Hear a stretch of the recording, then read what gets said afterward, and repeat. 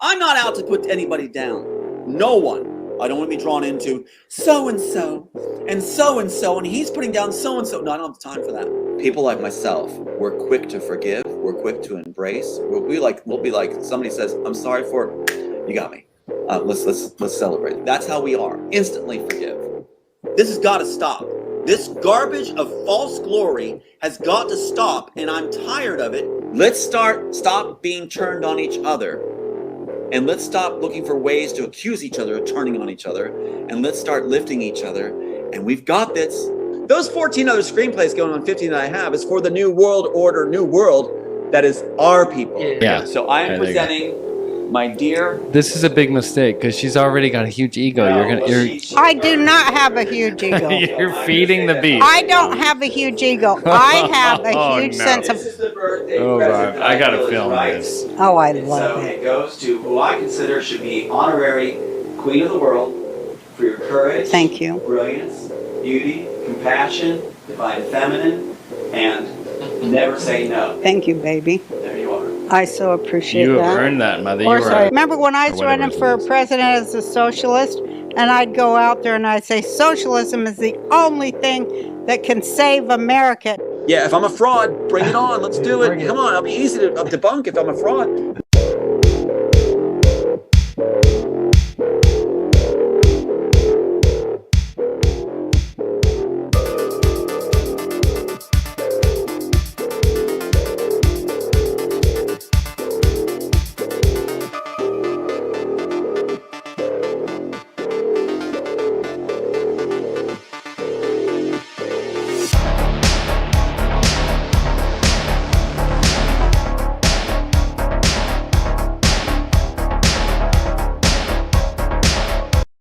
I'm not out to put any...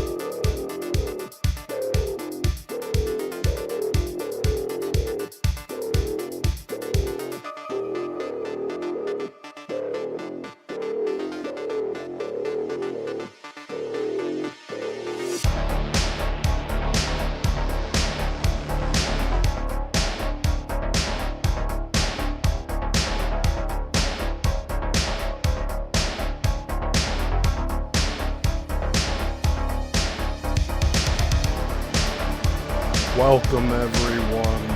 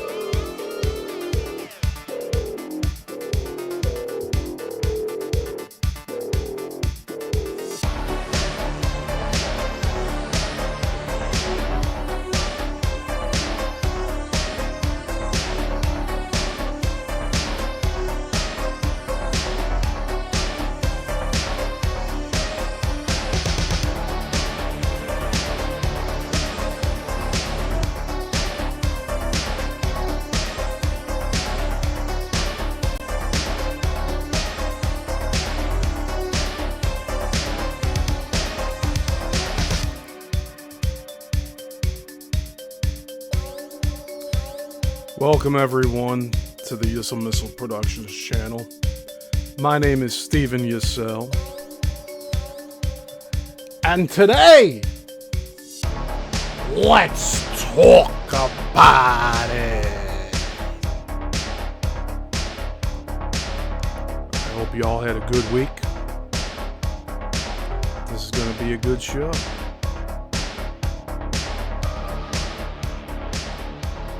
So,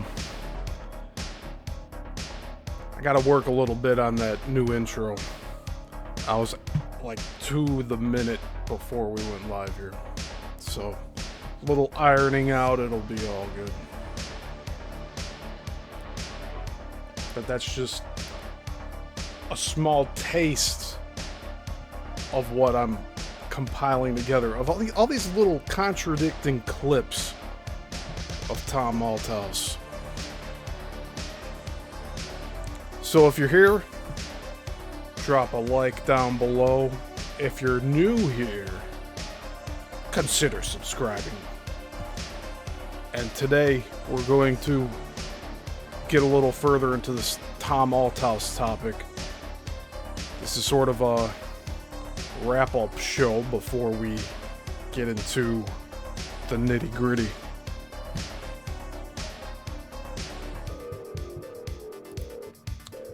So we're just gonna give it a few minutes, let people come in here, and we will get going.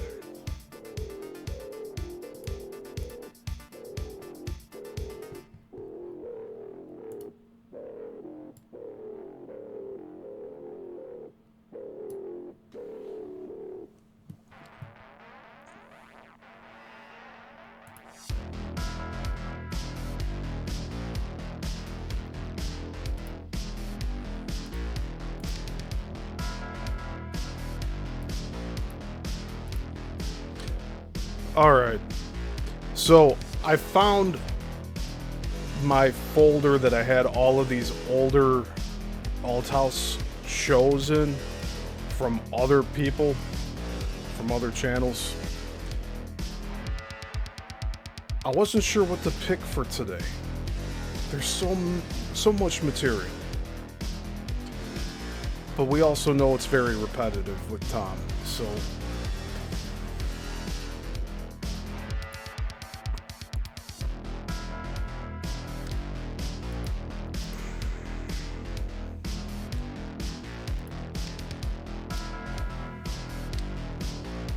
anyways,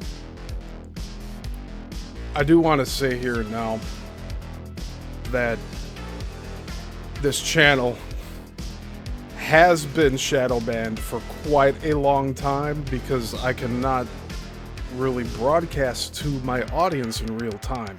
Do you understand that? Like, I get the reach with Reels, but it seems like YouTube's limiting what audience I have on my lives, because it should be a lot more. It should be tens, hundreds of people watching. On a 2,000 sub channel, at least 10 people watching. But it's crazy, no one here, but I continue on.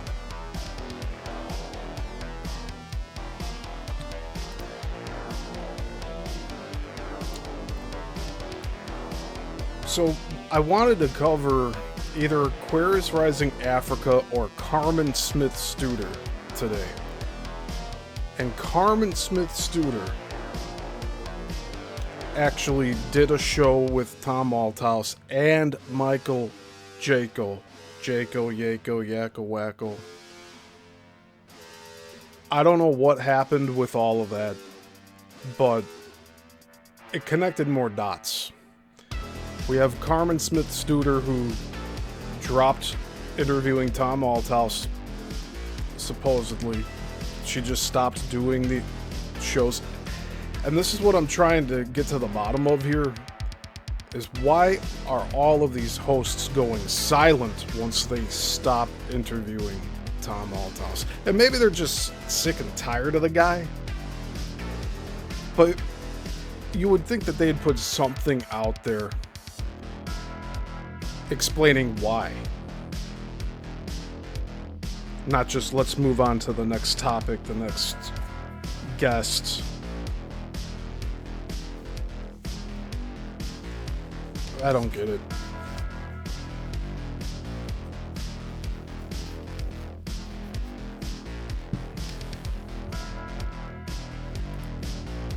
But yeah, we got a lot of material to pull from here.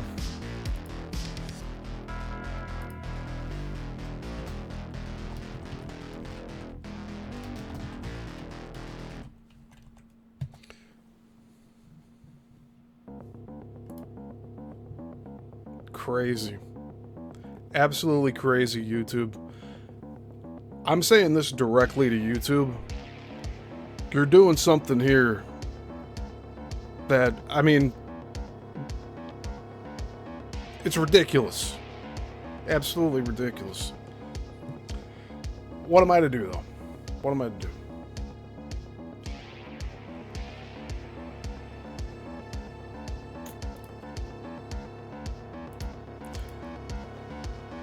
I'll give this a few more minutes before we jump in here.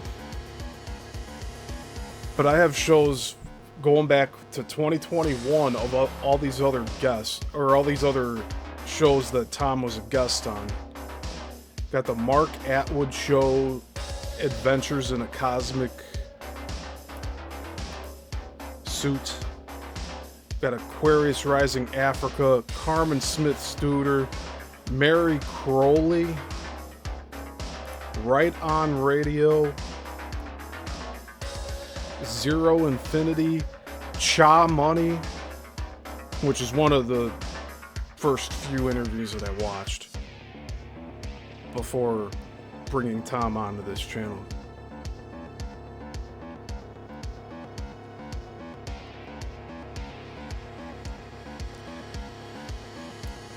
If you want to search for Aquarius Rising Africa on your own, there's 2 different channels on YouTube of that. Hey Zen, I see you there. It's crazy. I had to go into Messenger and tell Zen that we were live. So YouTube's clearly not sending the notifications out to anybody. Are you afraid what I'm going to do next week? But as I was saying, Aquarius Rising Africa has 2 channels. One of them's called Aquarius Rising Africa 2. Another one is called Solutions with Aquarius Rising Africa. Both of those channels have Althouse videos. There's one in particular where Tom said that he was going to be releasing the script to the whole world. That it's ours now. Like, it's the world's script. He basically gave up the copyright doing that, right? At least that's my understanding of it.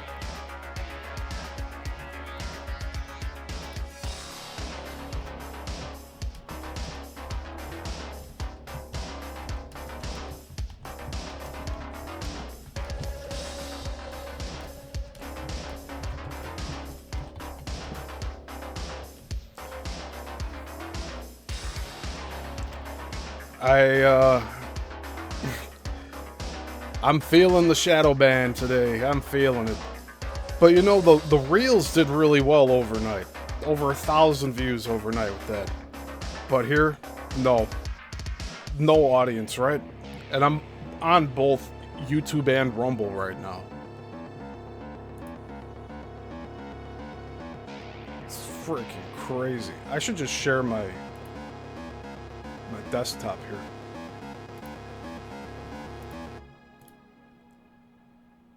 Let me show you this just so you get an idea. Look at this. It says 2 viewers on Rumble here, right? It says 1 viewer here. It's not crazy. It shouldn't be that way.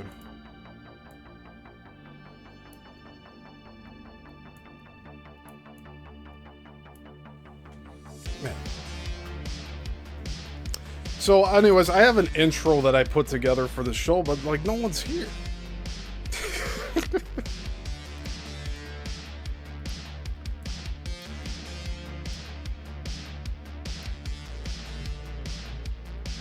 It's wild.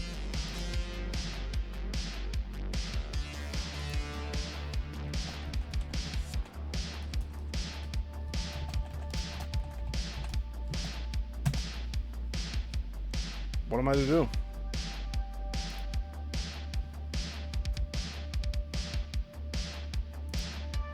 Usually I have like 3, 4, 5 people. Like, this gets out there. I don't know what the problem is today. I don't feel like starting yet. It's like I'm literally just talking to myself, recording ahead of time, in a way, right?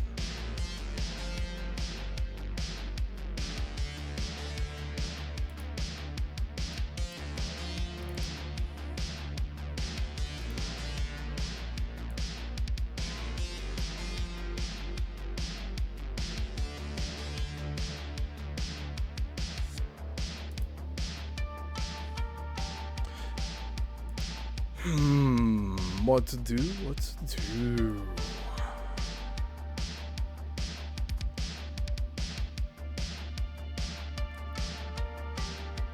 Well, anyways, I hope you all enjoyed last week's show. I did let everyone know that I'm doing this again today at 11. So, here I am. It's just, awesome. Okay, John's here. John says, I'm here, but leaving soon. Gotta get ready for the storm. Storm? Yeah, it's decent weather here in Chicagoland. We were gonna go over one of these videos. Really, this is just a prep before we look through a lot of material.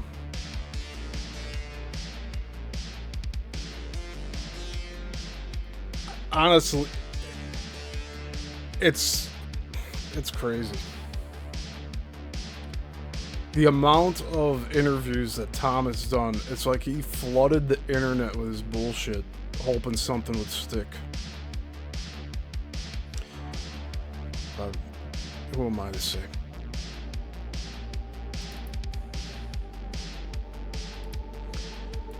So, I do know that, you know, we'll look at one in particular today, a channel that removed the Tom Althouse interviews they did. Not Emma from the Imagination podcast, but Carmen Smith-Studer, who, funnily enough, used to collaborate with Mr. Yako. So it's, I have one video here. Well, I have a lot, but one in particular that caught my eye is Carmen Smith-Studer's show from March 29th, 2021. So we're coming up 5 years ago. But it's with Tom and Angela. So I really wonder what that's all about.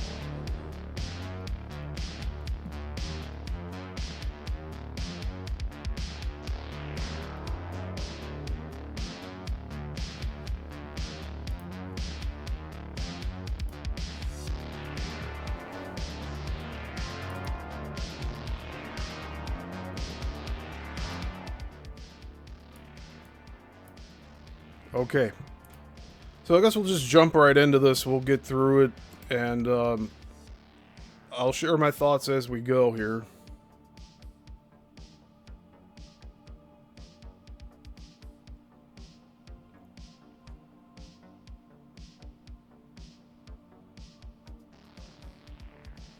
And we're gonna do this at 1.5 speed.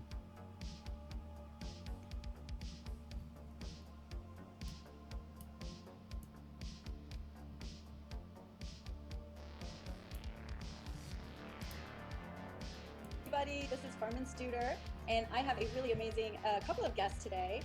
The first one is Tom Althouse, and many of you who follow Michael Jaco, who found me through him, will have heard of Tom. Everybody, and he's also joining us with his beautiful manager. And what else is Angela to you, Tom? Unmuting. Yes. She's basically the person that saved us, along with my mom. So yeah, we owe our lives for when they were trying these 302 attempts and everything, which they do on people they wanted knocked down on the other side. Who is Yeah. that? Yeah, so she made it possible for us to keep going strong. Stay I on. love it. I love it. I love it. Well, so anybody that doesn't know who Tom is, Tom has written an incredible screenplay called The Immortals that was taken from him and used, and somebody made about $1 billion plus on it. Not you. He really is a very entertaining person. You'll find out he's fun, he's entertaining, he's a conqueror. I mean, he's totally an overcomer. Like, I don't even want to say a survivor. You're a conqueror. You also have you're a warrior for children, which is, I think, the pillar that made me fall in love with you and your story. The way that you speak about what inspires you, because many of you already know Tom has lost 2 of his children through this process that he's been fighting. We'll call it the shadow, the people that aren't there that are. And then Angela is so wonderful. She's his manager, but she's also an angel. And this is confirmed by God and Jesse Zaboter. So a lot of names are coming up here. Jesse Zaboter. That could be a whole show in itself. But this Angela, this manager named Angela that's with Tom. What's this? And where'd she go? Why'd she leave? Desi says you're an angel. And I wanted to share with you guys, I meditated and got into kind of my God space before I got on. And I saw a couple of things. One, I don't know why, for you, Tom, I saw a starfish. So I'll have to find out more about what a starfish is. But I do know that they grow back limbs and they're pretty flippin' amazing. And I love the star concept, so that was really cool. And Angela, I saw you on a dark horse and you were coming, it was like the world was here and you were like just flying and you were just starting to overcome it. Does that make sense? Wow. Yeah. That's starting to overcome the world. And then I also saw you, Tom, being a director. I don't know if you even have a desire to be a director, but for some reason I saw that you were directing something. Then I got a message about your daughter. I heard, she is mine. She is mine. Yeah. And then I got one for your sister, and I have no idea what this one means. You're going to have to interpret it at a later date, but it was Glory Hanger. Glory Hanger. So, but that's what we're going to start with today. Mm-hmm. But tell me where you are right now with the process. Well, moved right now by what you...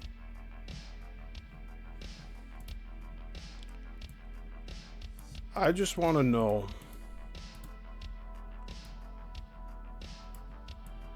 who is this?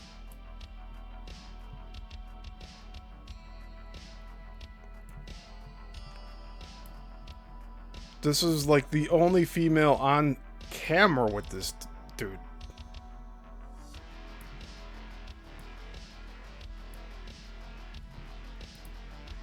just said. So that's the immediate. So yeah, whoa, that was hard, powerful. But yeah, we are right at the process now where we're understanding the inner workings, like you said, the shadow. What do we call that? What do we call the other side? And it's like there's this graying of really, it's humanity struggling with itself to take the next level. And it's like, John says this is giving me the same vibes as VB, Veronica Bartolucci.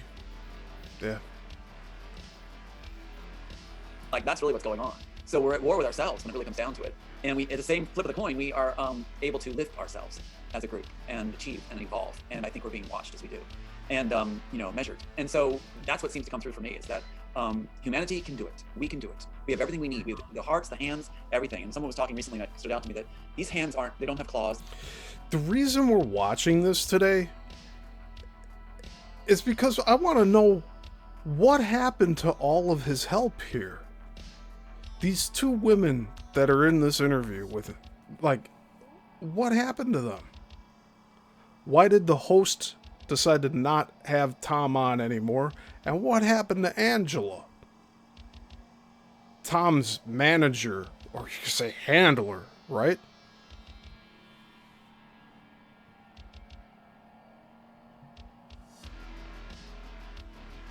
Okay, Zenray says, I remember seeing her. I believe he referred to her as his girlfriend at the time.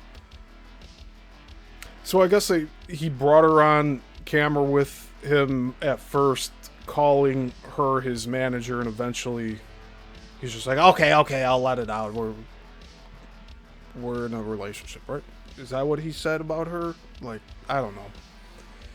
I'm just trying to understand, like, what was the fallout with them? Because it seems there's this pattern with Tom where there's fallout after fallout after fallout. There's only so many skeletons Tom can stuff in his closet before they don't fit anymore. So we're just looking at the ones that are like have already fallen out. They're not made for attacking. They're not made for hurting each other. They're made for so moved, embracing and building. Sorry. No, I love it. I love it. That just means you increased your capacity for love right then, at that moment. Yeah, that's what it's about. We're all on the same team. Anybody breathing right now is on the same team. And It's amazing. We're getting offers coming in now, and we're learning that there isn't really, when you come down to it, there really isn't evil people. That's a tough thing to put out there. It's really not that people are evil. They've chosen to put their feelings in the freezer. They've chosen that success, power, image is their gods. But they can remove them from the shelf, and they can actually lift up again what matters, each other, life. I had someone very wise speak to me just recently and said, Tom, not everybody's equal. And telling Tom that is like you're risking a response right away, like, But they're right. They're right. We're not all equal. Some of us are given the capacity to create, be visionaries, and lift. We are, and it was a pill for me to swallow. It's like I would go around saying before Carmen, anybody could write what I wrote. Anybody could write what I wrote. But no, they couldn't. They'd have to have the life experiences I had, which I wouldn't want them to be put through. And I would like them to have the ending I have with a beautiful woman sitting here and surrounded by angels like yourself and all these people coming forward. So I'd like them to have that ending. But the thing is, we are not all created equal. We are given different skill sets, different abilities, and mine was writing and having a heart for. I wonder how much Tom is going to let Angela talk here. And you could see his name on Zoom is Tom and Angela.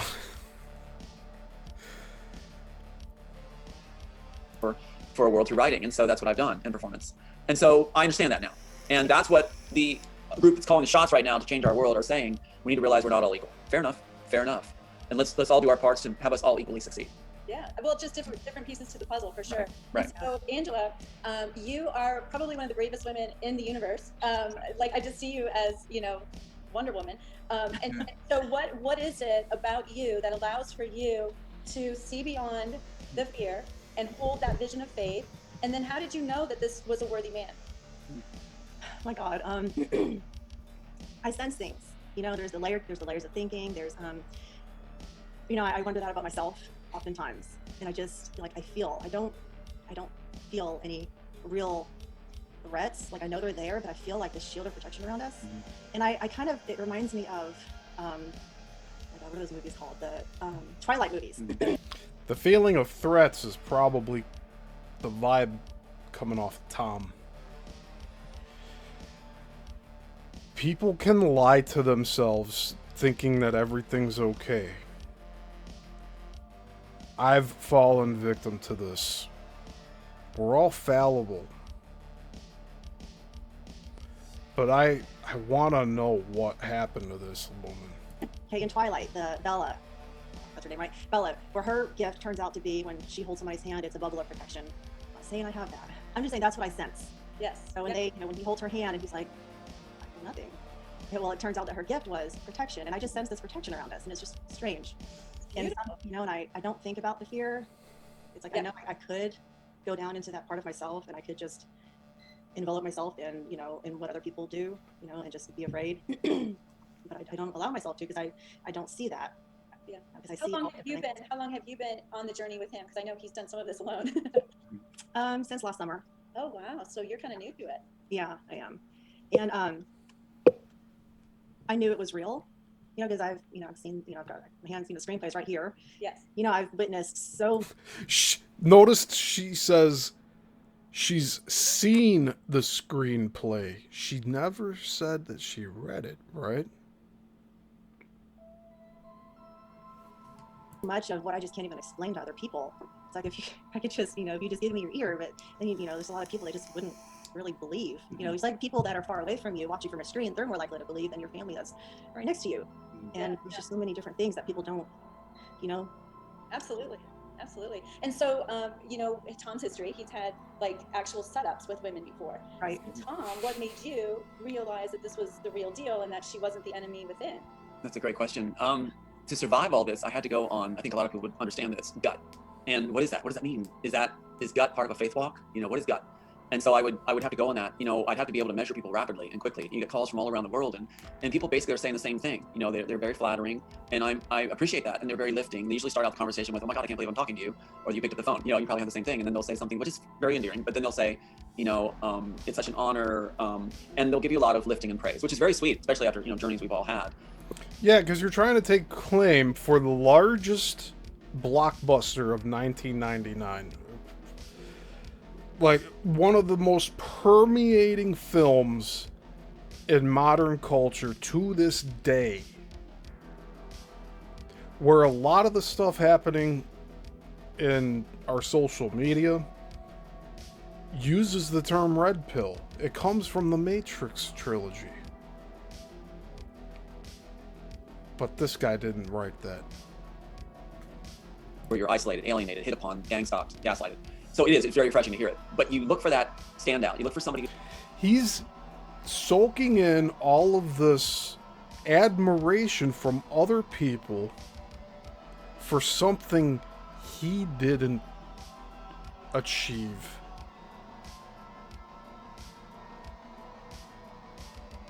It's infuriating, really. Is going to say something that you haven't heard before. And one of the things that Angela didn't say to me, which it really stood out to me, and I told her, was, why me? Why me? So it turns the tables around. She didn't say to me, why'd you pick me? And I've heard that from just about everybody that comes to me. They say the same thing, why me? And she didn't say that.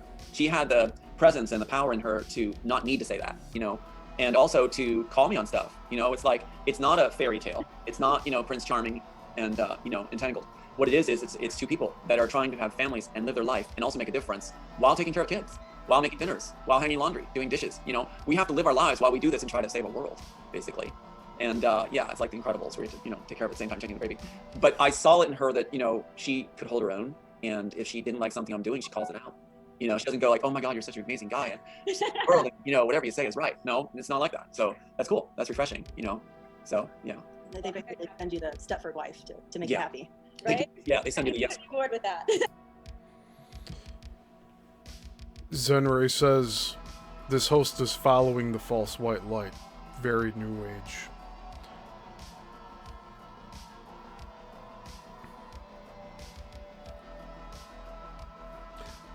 I understand what you're saying, Zen, but why are you saying that?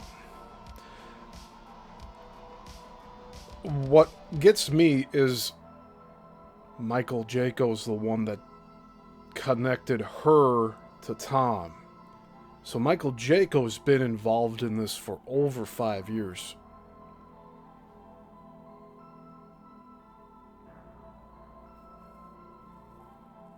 This is a really wide web of people that are...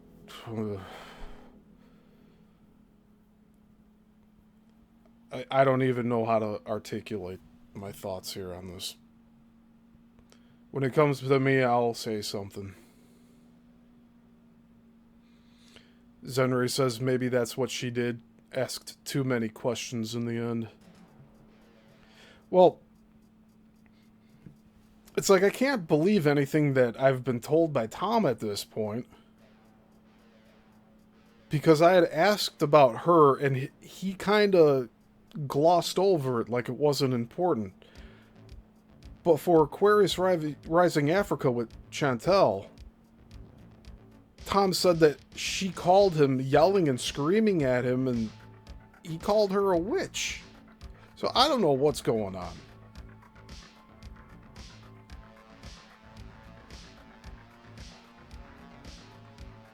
Zenray says because she said she saw a vision of Tom directing.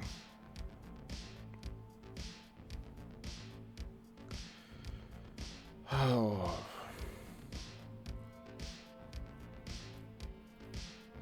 Over this past week, I've realized I have so much content that I have not released from this whole thing. So much to go over, not only in this folder of like previous hosts, but even my personal collection of archive material, stuff that I haven't posted online publicly that I think we can get some information out of.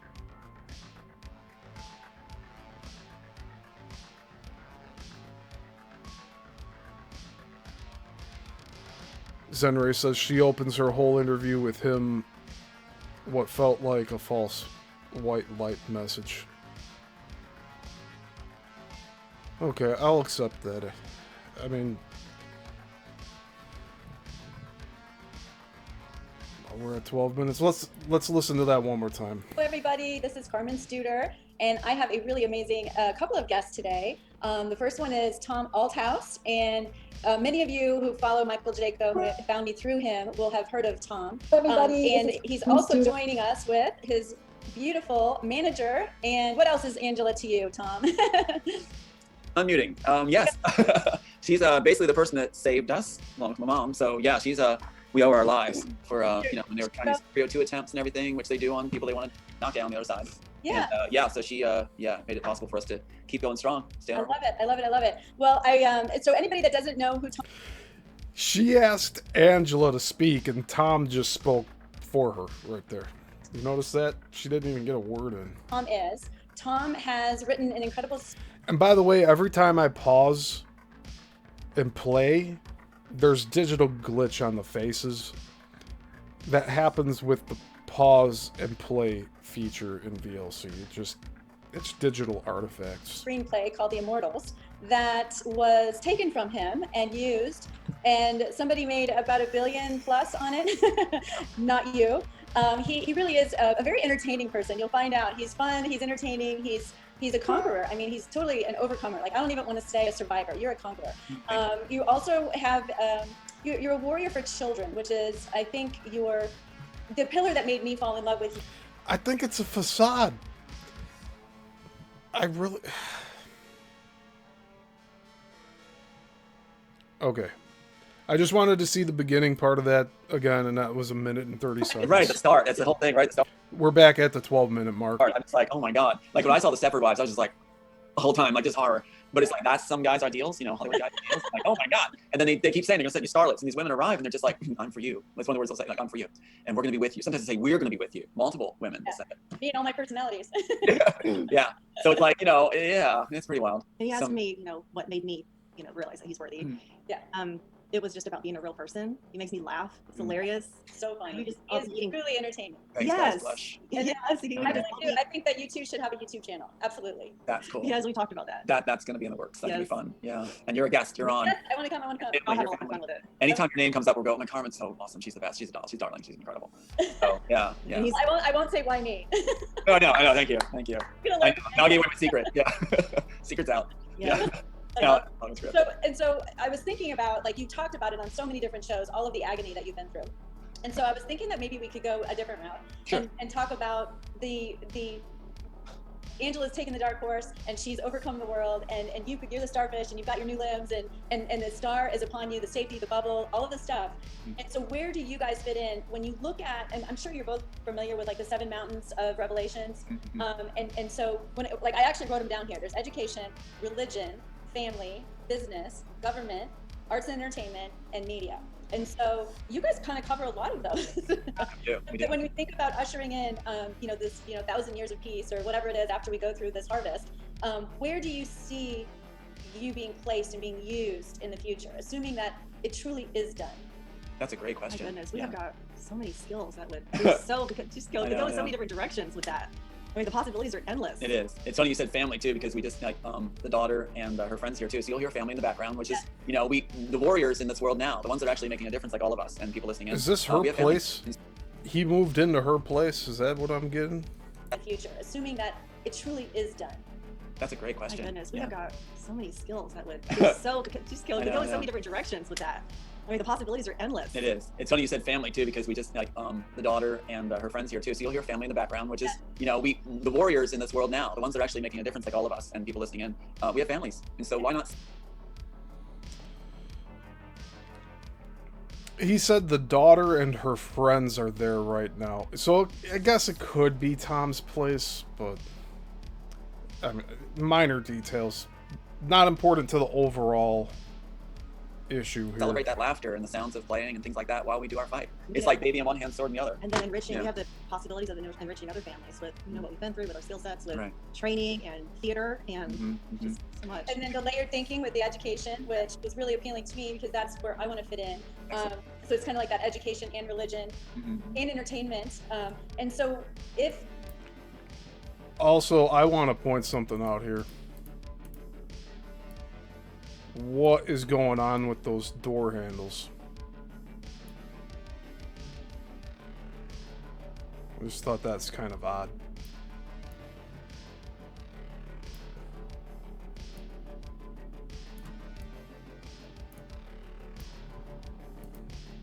you go forward, do you see yourself doing more than just this screenplay? Yes. You want to answer that one? Go ahead. Yeah, So, I mean, you know. he has 14 other ones, you know, that he's holding back. And then, you know, just the time that we've been together, he's had so many ideas that come to him that he writes down. He doesn't tell me about, you know, I know that they're there because he starts writing. So he has, I mean, there's so many more beyond the 14 in the works that he can provide. And I mean, he can produce. So 14 other works. He never tells anybody about them, just that they exist. What kind of creator does that? Like, I have scripts that like I've written a lot that are like unfinished, but like I've shared them, and this guy's trying to claim The Matrix, which his one script that he says it's based on doesn't compare to it. So what does that say?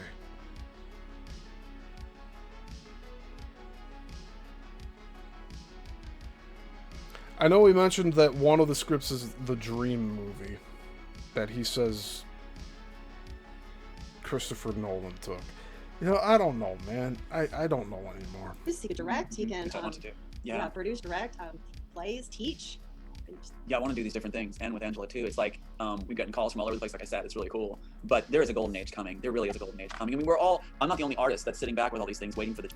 You can like take Tom at any given point in time, and he's around different people, saying the same shit, making the same empty promises, all these ideas, all of these plans and goals that never pan out.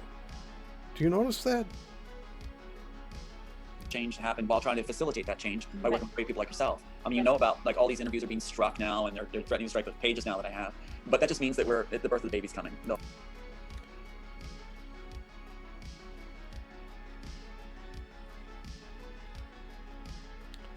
I wonder how many of these struck interviews are self-inflicted by him.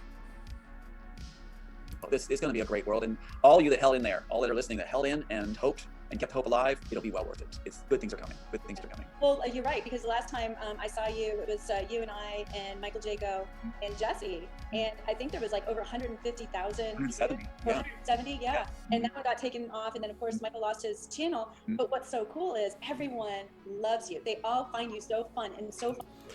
So Michael Jaco lost his channel and the video had 160,000 views?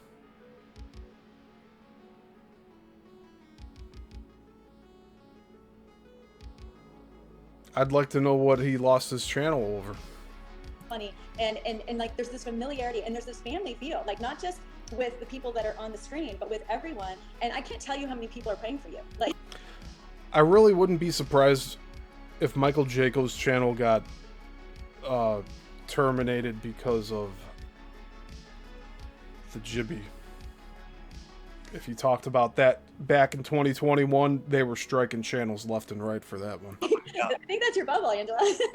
So Yeah, and you feel it, you know, don't you? You feel it. It's And like Right. the prayers, we know they're coming from around the world. We'll see it on Twitter as our account still survives there. And then people calling in, and prayer does work. I mean, that sounds like such a simple thing to say. I mean, redone. But redo. But the thing is that you feel it when you're isolated and alienated in this process. You feel the pain of that. You feel like it almost is like a force hitting you. And then when you feel lifting of the power of the love and the prayer and support, you feel it. You actually feel good and lifted. Yeah. And there's that amazing point where they're coming both ways. When they're slamming, the one side slamming at you, other hate, the other side slamming other love. And you just feel like you got wings on, you know, like you're Gabriel. So it's like, yeah. That's part of my own personal lifeline too, is, you know, praying the protection, praying exactly, you know, knowing exactly how to pray, what to pray for. Yeah. I always, you know, I think about medieval times. the king and the queen. The queen would go before the king and shield him. Interesting. And in this, yes, and in the spiritual world, it's the same way.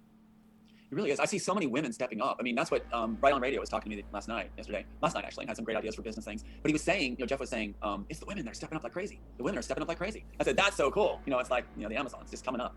And, and there's people like you and Jeff and Michael Jaco who are allowing for that divine masculine.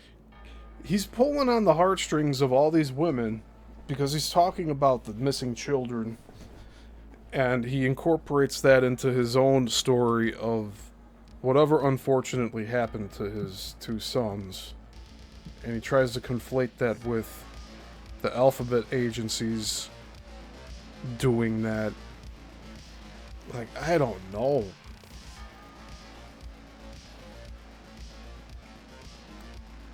He saw that the missing children thing was a good topic to latch on to. Like, I don't know anymore. It seems he just likes to talk about himself, right? His fictitious version of himself. That's all he likes to talk about. Like I said on one of these Let's Talks, what children has he helped in that way? As far as the missing children go. If he's so passionate about that, why hasn't he collaborated with anyone working on that stuff?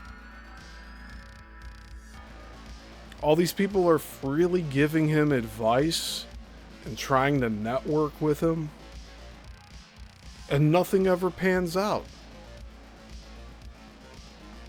To be the pillar for the women, which is really amazing. I mean, I cannot thank Michael Jaco enough for, he's changed my life. He really has, because I had this obscure kind of quiet life. Everything was great, and I didn't realize how hungry people were for the very things that I have learned and really mastered. I'm like Angela, I'm fearless. Like when I was working with my guys out of jail, I'd go into some of the worst parts of Dallas, and people would be like, "What are you doing there?" And I just said, "I just know I'm okay." Would I go there today? No. But at that point in time, I was anointed to do that. And so at this point in time, Angela, this is what you're anointed to do. And I think that it's really cool that you're stepping up and full out in your power and authority. That's backwards. Hey, Frankie D420, good to see you here. Scripture, yeah. And I often ask myself, what's the worst that could happen? So you put before yourself, what's the worst that could happen? And then it kind of puts things in perspective. And then also, we've been through some really horrible things, and I always, in the midst of it, all this can work out for something really beautiful. It has. Yeah. The opportunity. Come together for the good of those who are called according to his purpose. Yeah, we were just talking about that. It's even if you go through horrible stuff, even if you're played against each other, it's the opportunity for forgiveness and lifting each other. So everything is an opportunity. You were talking about it too. Everything's an opportunity for good. So even if we're played like that one group played us so badly, where everything came to the complete nightmare, perfectly timed, it came back. We're forgiving each other. We're lifting each other. We say we're both at fault for being played, and we're back. And we're strong. We're back on our horse. So it's like, so they can only get us down so long. In many different ways. A lot of good came out of it. A lot of good. And it allows us to encourage others too. But it's amazing. I think, I'm thinking right now, the most beautiful. We're watching a now struck interview from Carmen Studer.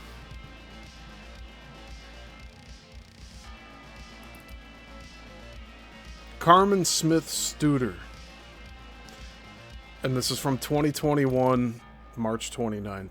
Beautiful sound we can hear is children laughing. Yeah. And what a great moment right now. I'm glad you scheduled for 4, because it's like I hear it in the background while we talk, and I'm like, yeah, that's the music. That's the music of humanity. Yes. People ask me what my favorite song is, and like the sound of my kids talking to me. Absolutely all day long. That's my favorite sound. And what is masculinity? You brought it up. What is it? What's real masculinity? Now Hollywood was trying to turn that around. And you said about the screenplay. Well, hold up a second. Oh yeah, let's talk. Whatever you want, just go. Well, this actually is what brought forward the idea.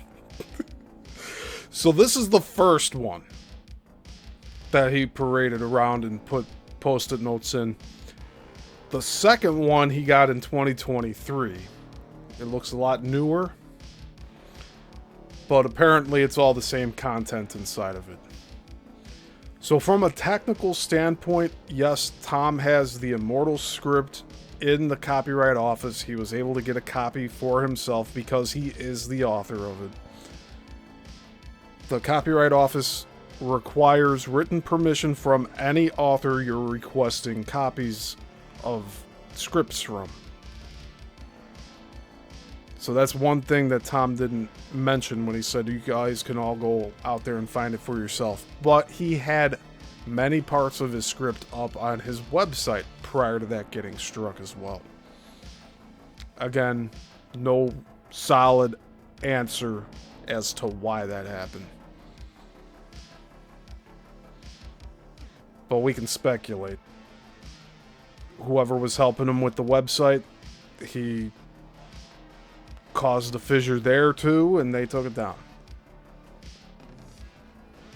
What am I to say? Yeah, which really hit it back in 92, 93, about women being the hero, women leading the way, women doing, and these girls in California actually pointed out that that's where this whole femme fatale started, which is now an item in Hollywood idea, where she sacrificed herself for her man, and her man could not have done it if it wasn't for the woman.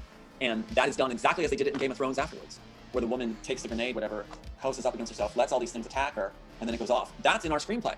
That's from 92, 93. And so Hollywood picked it up. Now we have directors and producers calling from Hollywood saying, we're still using your ideas you came up with. Like the idea of, running your film and then running your credits 10 minutes into the film.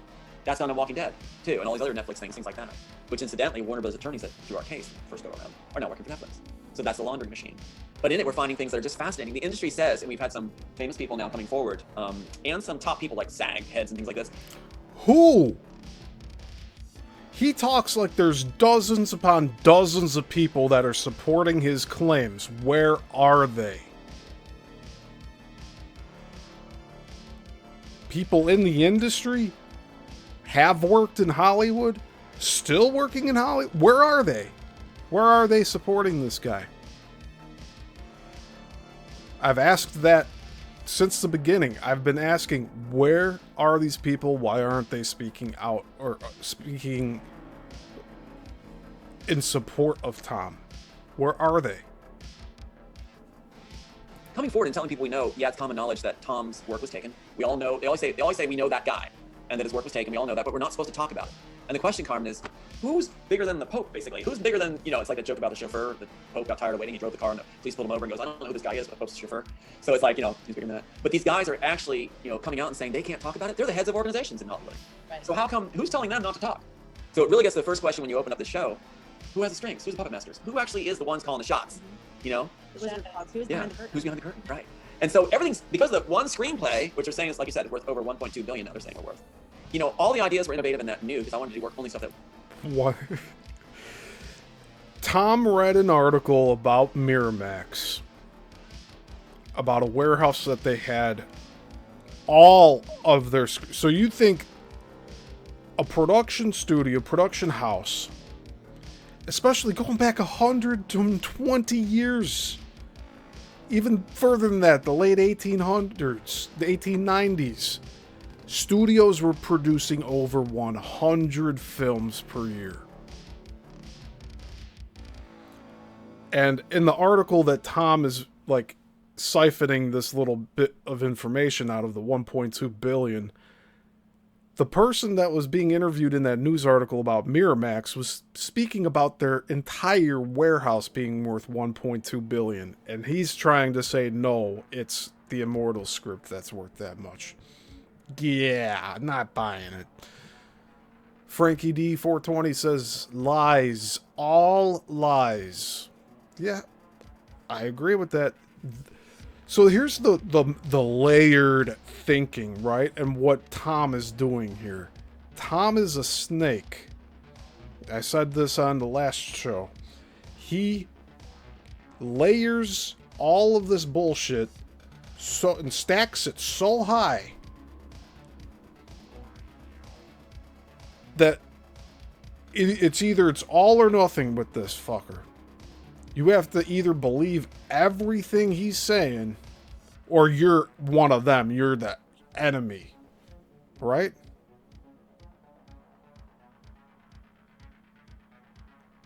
He speaks of humility. Has he ever said he's wrong? Other than saying that he was fooled? And when he says that he was fooled and he cuts people off, is it more so that he's been found out? And now he's saying, oh, they're just like everybody else. They're trying to... There's other people calling him a narcissist. His own sister calls him a narcissist. which he doesn't speak to. So who knows? Was new, and the idea of the woman leading the way. What is masculinity? Well, it depends on who you ask. If you ask the guy at the bar, he'll give you one version, if he's, and then you ask the guy who's actually writing stuff and has a heart for it and thinks of his family, he'll give you another answer. And I believe masculinity is warmth, nurturing, dependability, commitment, compassion. That's masculinity. That takes more courage and strength than just swinging your fists around. Absolutely. Yeah. Absolutely. Biblically, it's providing, protecting. Yeah, that warmth, that courage. And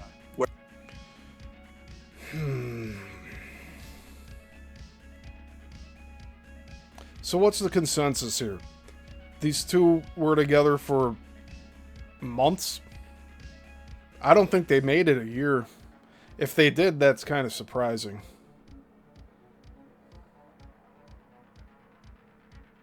She seems really, committed to this, right?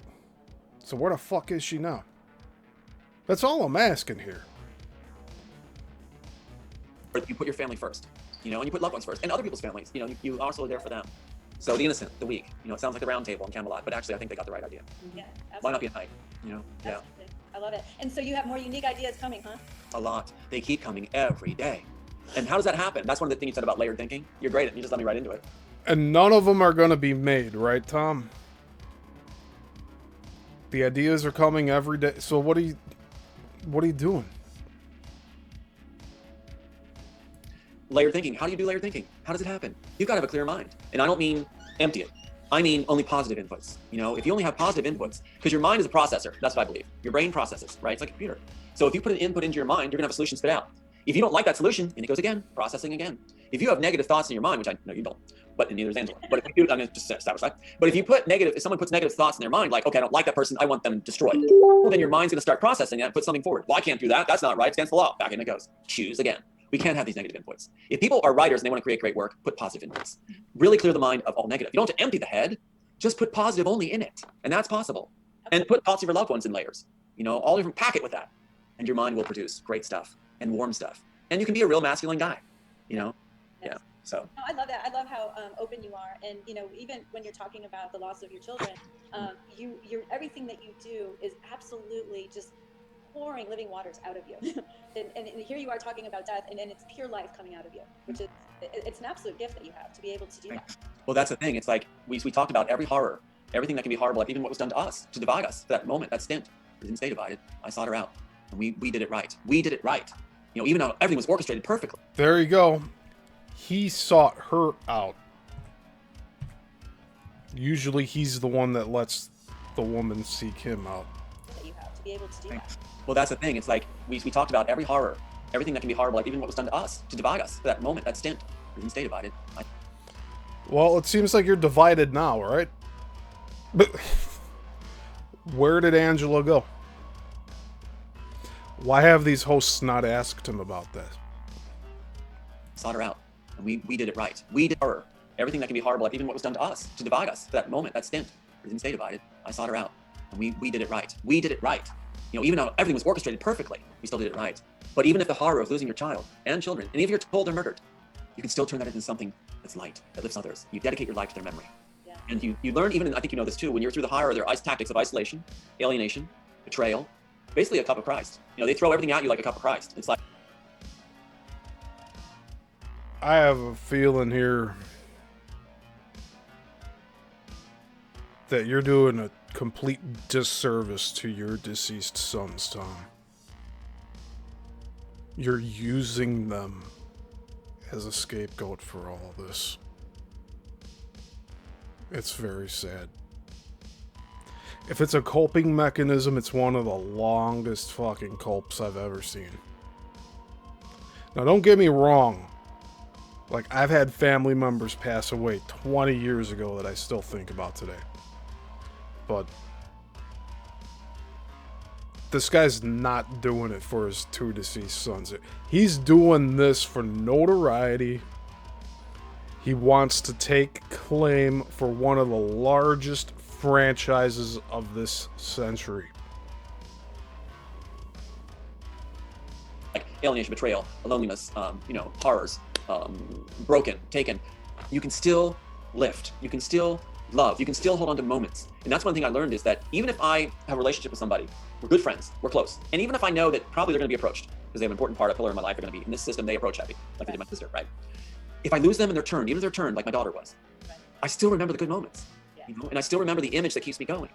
You know, that man with his daughter in his arms, you know, that passed. And that means I'm going to be a warrior forever. I'm going to be a lover forever. I'm going to remember everything good about every person I've known. So I'm a library of good memories and feelings for those that meant something in my life and those that I'm yet to meet. Yeah. Do you notice, even though they're still continuing to do stuff with and around you, do you notice it's less? Do you feel a knowing that it's over and that it's just kind of dissolving around you? Or do you feel like it's intensifying because it's kind of like at the end there? Like, how are you feeling into this end time? I've been saying that Tom is living perpetually at the end of Act 2 in his redemption arc, but he'll never let it proceed into the third act. He's always on the precipice of enlightenment, of getting rewarded for his hardships, right? Saying like, we will make the documentary. I fucking showed up at his place and he said, no, we're not going to do it anymore. We're not going to make the documentary anymore. Like, what the So you're right.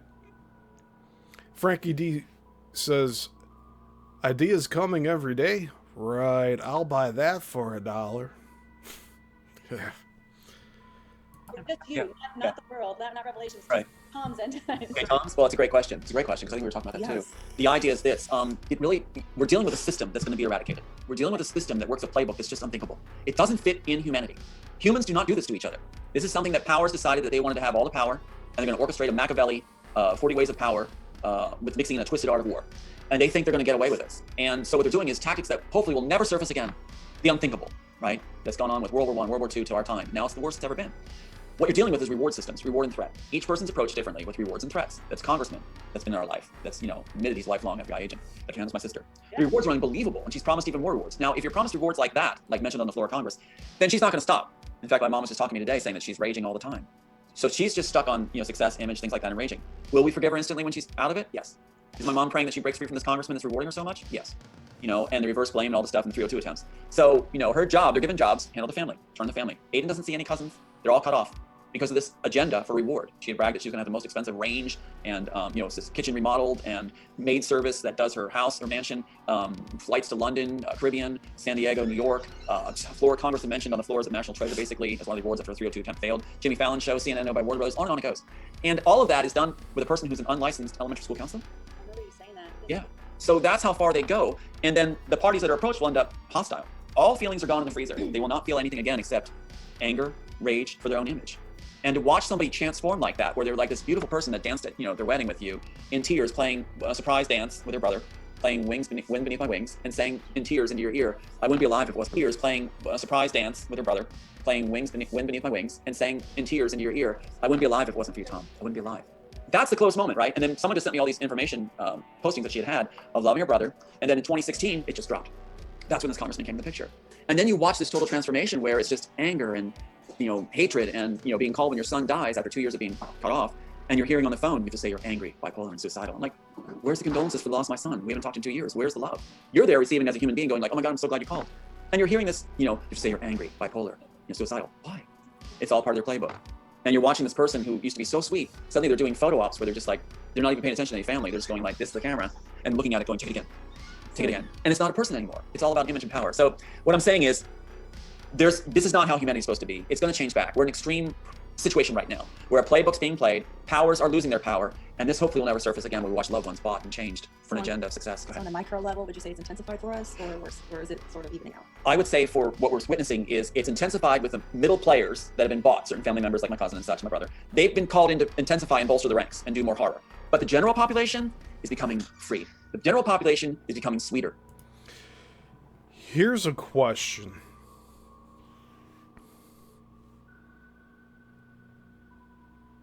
Why does none of his family support him in this effort? Except for his mom.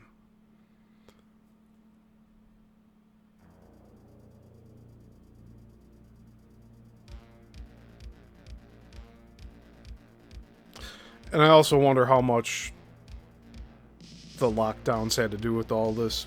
Who knows? I mean, it's all speculation for me at this point when we're talking about this stuff. But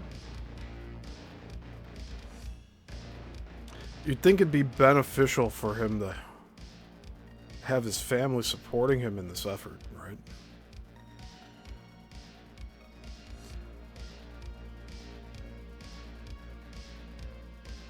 Thankfully, I'm not Tom, but if I were in his shoes, I'd be trying to get them to help this whole thing. If it was legitimate.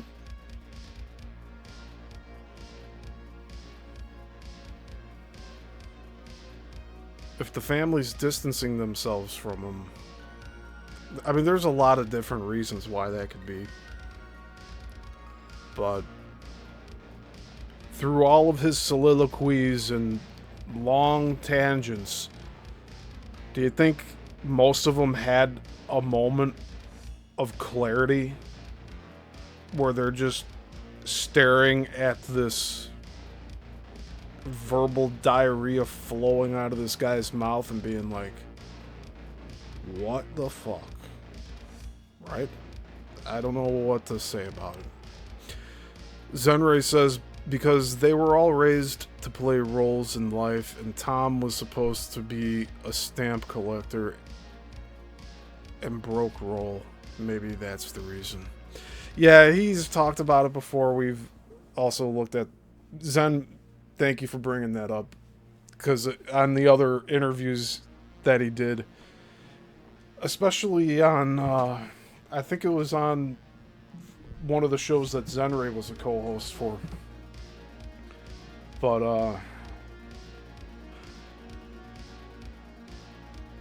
I might be wrong on saying that. We did see footage of Tom talking about his childhood and about his siblings all picking on him and all that stuff and throwing his stuff away. But at the same time,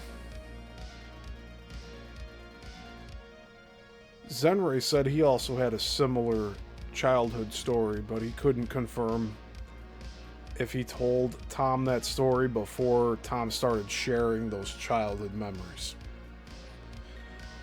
So there is an element here of Tom pulling from all these different hosts little bits of story here and there, and he's combining it into writing what he wants the world to believe is his life story, but it's actually a conglomeration of other people's stories. Does that make sense? More aware, enlightened, kinder. So it's a great question. Thanks for bringing me to that too, both of you. Because what happens is right now we see a better world forming. Right. It's just those that are getting rewarded. Threat and reward. One contact said, my sister had on tape, she said, she's under threat and reward, Tom, so you want to forgive her later. Well, I will. Tom, I'm going to speak directly to Tom here because I know he's watching. You have every opportunity to pick up that damn phone and schedule an appearance here to settle this stuff. But I know you won't do it. Because you don't like the hard questions. I'll drill so many questions your way if you show up live on this screen with me that you'll run away before I do. That's what I think. But it's about, those players are intensified because they're desperate. Higher level guys have kind of slowed down a little bit. Yes. And they're more going with the middle layer. Yes. They're making offers. Really a really good sign. And so It is. Yeah. you have good news about. See, he has this really people-pleasing character about him. He wants to be liked by everyone. Even with Roseanne, like... Roseanne was sarcastically, and also, like, this is like a reveal the truth within all the lies thing. With Roseanne talks about Satan and how that's the real God and we should all be, like, bowing to Moloch and Baal and all that bullshit. it's real to other people. People actually worship that shit. But when Roseanne was even joking about it, it's like Tom came back at her like, well, I actually never revealed what religion I'm a part of. Like, what the fuck?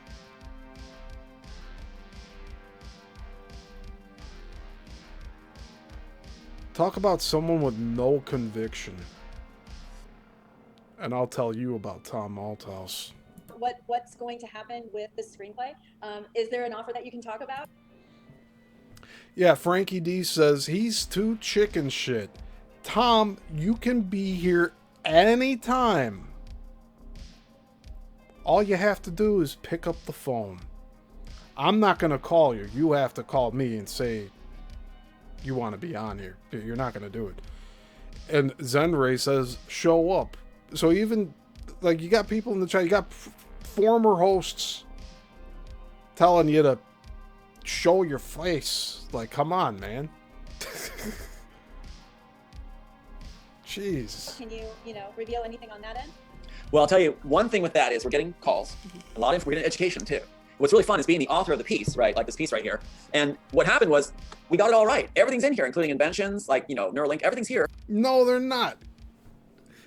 This bullshit artist says he put that he put the iPad in this script. It turns out we read that page and it's just a metal clipboard with buttons. And he said that was the prototype iPad. He also claims that he came up with the idea for Windows, that he told his professor about his idea for a Windows computer. And that professor, I guess, went and told Bill Gates, and Bill Gates developed it before Tom. This is real things that Tom has said. Not things that are real, but things that Tom has really said.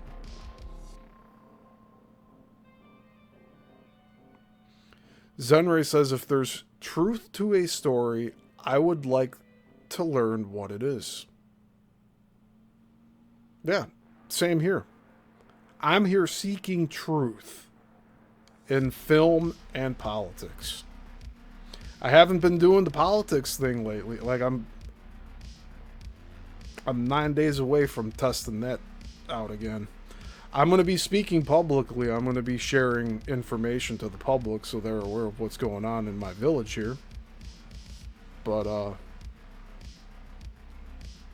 as far as truth in film, the truth is, I could say this much. Tom wrote this script, The Immortals, but this script, The Immortals, was not used by the Wachowskis to create The Matrix. Prove me wrong. Don't flash and page through for half a second every fucking page. Like, don't do that. Tom needs to have a proper sit down with some host. Like, he can do it himself. He can make his own YouTube channel. He doesn't do it. He pretends to be technically illiterate, and he's trying to say he came up with the idea for Windows. Do you see how backwards that is?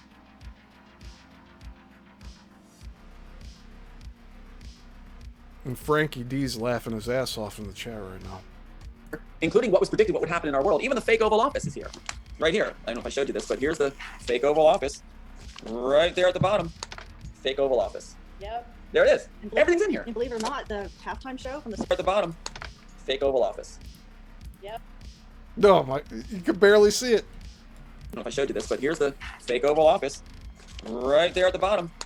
Fake I'll tell you this much. We're not going to be doing this, like, freeze frame shit. Like, we're not going to be reading this script like this. There's no way to.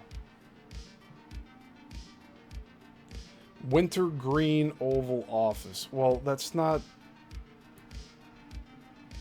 necessarily the White House. It's your fictional location and whatever you're doing here.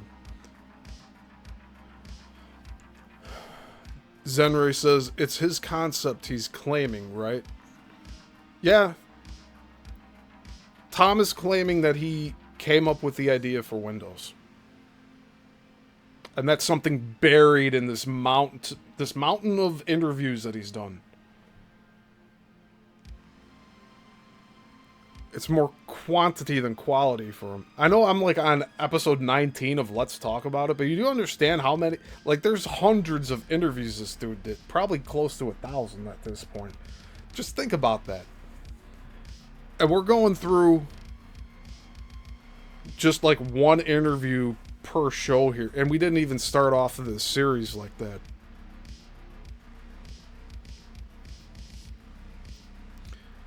Frankie D says, hey Tom, the lies just ain't adding up. Yeah. And Frankie, I just want to confirm, are you the one that wrote me that awesome comment on one of the reels? Are you friends with my cousin Timmy? Because my cousin watches this stuff. Actually, two of my cousins I know watch this. Michael in Florida. It's cool. So, like, even my cousin Michael was watching this stuff when I was interviewing Tom, and he thought it was fascinating. But as we've all come to learn here, this dude's a career grifter. Like, his GoFundMe page isn't even... Like, well, how long did that stay up? A few months? Maybe 2 months? Awesome. Frankie D says, that's me. Yeah. That comment made my day. It's like why I'm here doing this show today based off of, like... Because, like, I take a few weeks off from this stuff so that I can figure out how I'm going to run this next show here. And, like, we got a good format now, but it's... like, we're not going to cover everything I want to before we read what's in here. Like, the next show, episode 20, that's going to be when we're going through this. We're going to comb through and see what's what. But, like, I know for a fact Tom doesn't want me to do that. But he put all this information out on the internet well before I came along. So, can't really pin this on me.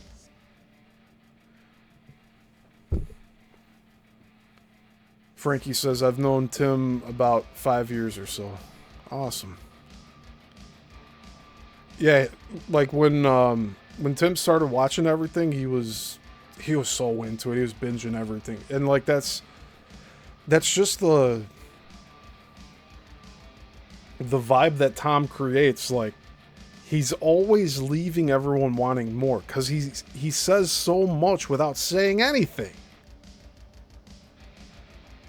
He has 1,000 words and maybe 5 of them are meaningful that you could take something away from. Like, then that's when he gets into his soliloquies at the end of everything, saying like, "Oh, I have humility. I'll forgive people instantly if they tell me they're sorry." No, he won't. Look at this guy. He's calling me a man baby. He's like, "Grow up, get a life." Like, not anything with like, hey, I want to clarify this. No, none of that stuff. Dude rolled me off because 5 minutes waiting in the Zoom room. It's like, I don't even know anymore. If it was that fragile, it's like it was going to break eventually, right? And he's the one that made me wait an hour for the original interview I did with him before that even started. So, office. Yep. There it is. And Everything's in here. And believe it or not, the halftime show from the Super Bowl was right out of the screenplay. Everything's there. It was right out of the screenplay. So what's happening is, and also this is 2021, so this is 5 years ago. They're talking about the Super Bowl halftime shows everything out of his screenplay. So that's actually something I should take note of. Because I try to remember stuff that I want to touch up on the next show and everything, and then I can't find it. Like the Roseanne interview where she's saying she's a Zionist, and Tom says, yeah, I agree with it. It's good. Like, this dude doesn't know what the fuck he's talking about. It's a 2021 Super Bowl halftime show.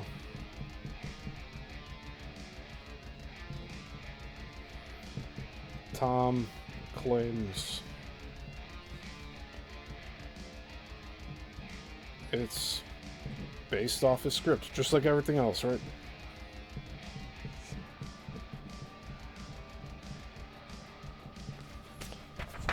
All right, I'm feeling in my groove here. You know, I actually did not sleep last night, so me starting the show off and seeing the usual BS from YouTube, like, sometimes it's a rocky start in the mornings here, but it's all good. That's why I do evening shows with the deep dives.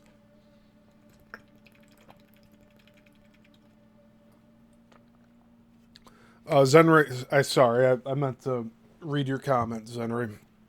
Zenray says, sorry, I worded that badly. Is it his script or his concepts that he's claiming they took from him? Both.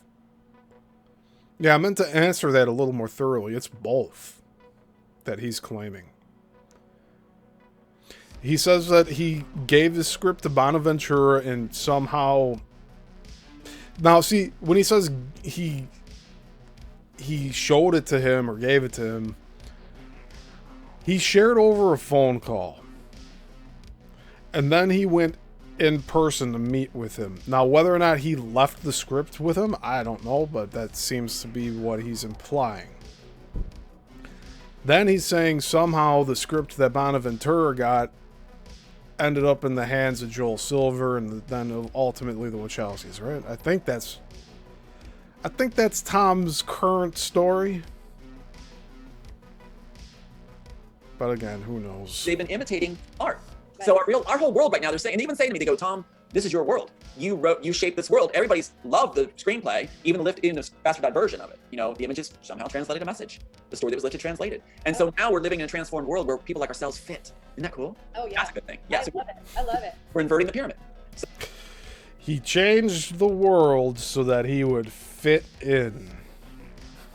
Is that what he's saying? so through art, we transformed a world where those of us with hearts fit. And in it is a call to gather the remnants all through it. That's why Trinity is called Trinity. Because the one character is Remnant, the biblical name. And there's the love interest for Neo in it that he gets up with. And that is why they call her Trinity. But what's happening is... I bet you anything. No, you know what? Never mind. I'm not going to say that. I'll bet you $1,000 that Tom told Angela here that she's his Trinity.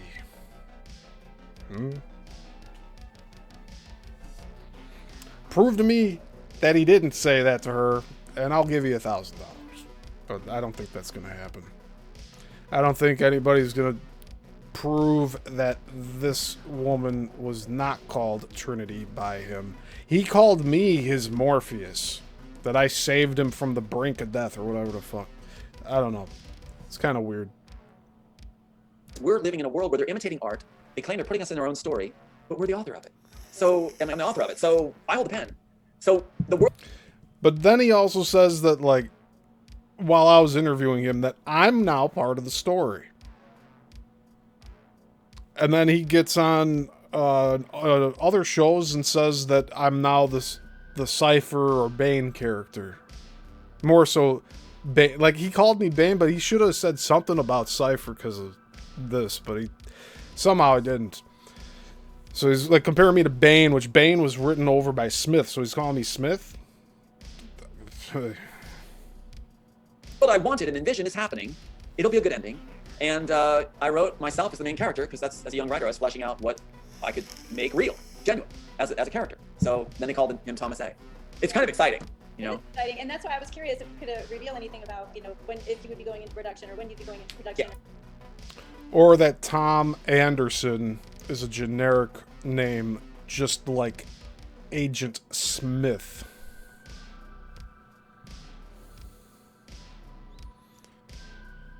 John Anderson. any of those types of things? Yes, we're getting the documentary going with a great group. And they got hit hard. I mean, everybody's working with us. It's like this. Or Tom Anderson. Yeah, whatever. You know what I mean? John Doe, Tom Anderson, John Smith.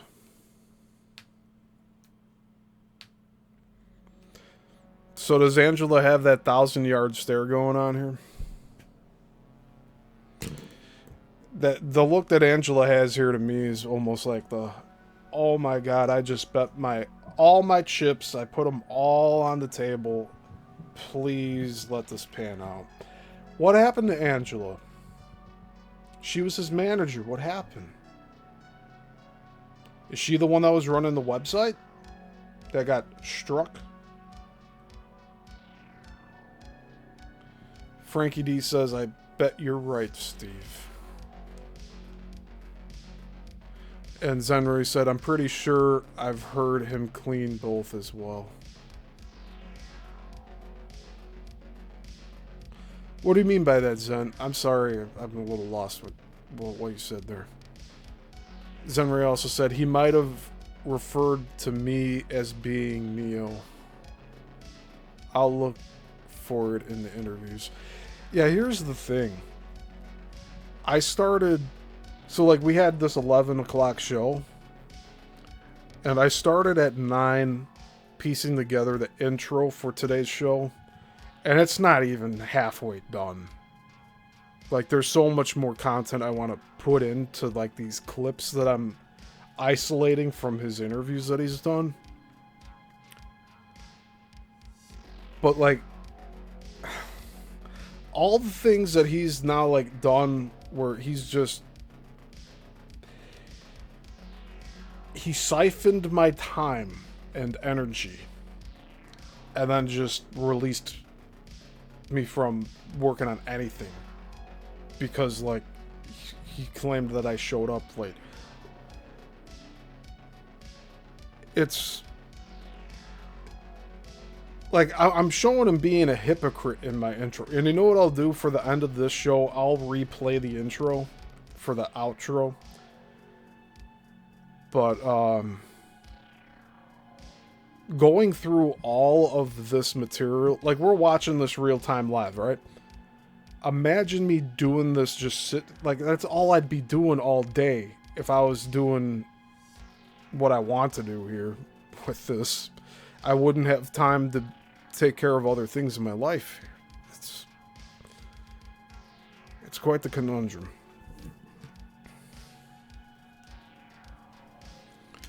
Zenray says it meant to read. I believe I've heard him claim both script and concept before as well. Okay, thank you. Yeah, my mind's already, like, on to the next thing, so I apologize. That's gonna happen here. At least you know I'm not AI. Birthing process where they get hit hard. Their site got struck, right? Their interviews got struck. Their premiere got struck right when they were going to launch it. They were approached by a number of handlers that were in a group that formed to divide us. If you would be going into production, or when you'd be going into production, or any of those types of things. Yes, we're getting the documentary going with a great group. And they got hit hard. I mean, everybody's working with us. It's like this birthing process where they get hit hard. Here's the thing. Okay, this is... You're going to have a rant from me here. We're going to play this one more time. Going with a great group. And they got hit hard. I mean, everybody's working with us. It's like... He says... We were going with a great group.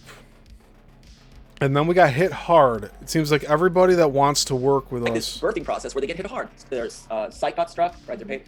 Their interviews got struck. Their premiere got struck right when they were going to launch it. They were approached by a number of... If this truly happened, why would he invite me out to Texas from Illinois, have me travel there on my own dime with all of my film equipment, say that he's maybe 20 minutes from Houston, I fly into Houston with all of my equipment, I have to check in extra baggage because it's film equipment inside suitcases. And then when I show up, he picks me up from the airport, and it's over an hour drive to where he was near Baytown. And then on top of that, the muffler to his son's Mustang is blown, but he's claiming that it's the motor, it's the engine. Like, it's supposed to sound like that. No, it was the muffler. I could barely hear him talk while he's driving. So that went on for an hour. Then I got to his place, brought everything in. We're having a conversation at the table in his kitchen at his island. And then he says that he feels like we shouldn't do the documentary, that he was talking with his mother and she thinks that it should be a book. Like, he passed this idea by her and she approved of it. So now that's what he wants to do. If he had all of this help trying to help him and they were getting throttled at every step of the way, how come when I was able to come through and help, he refused it and changed the goal? I was ready to sit down like he's doing here, side by side, more wide camera angle, with Tom and myself and all of his physical items of evidence, and we were going to sit down and do a whole show like that. He didn't want to get on camera with me that whole time I was there. Explain to me why he did that when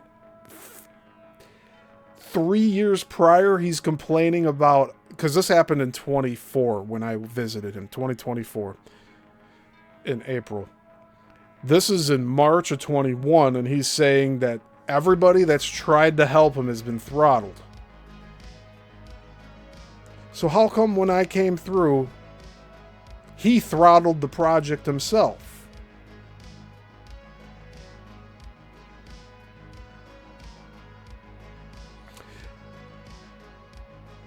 Occam's razor says it's because he is lying, he is a grifter, and he is a fraud. That's the only explanation. Documentary on a silver platter, courtesy of Yissilmissil Productions. No. As a filmmaker, he asked me to write a book for him instead, after we agreed to do the documentary that he speaks of all the time.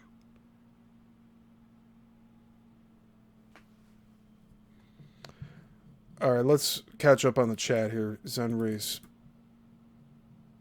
sharing a few things. Zenray says, I'm having problems with my voice to text. Sorry for that all. And my phone screen won't allow me to proofread. It's okay. It's okay. I'm glad you're here. Like, I know I have all the support here with everybody that watches, especially people that find... A lot of you are finding this after the fact. And the re-upload. And all the reels. We got over 1,000 views on reels last night. So I don't understand the live stream situation, why it's so low. But this is the format that works for me currently, and it'll adjust as we go on, but it's truly fascinating. It's, what's the word? Confounding.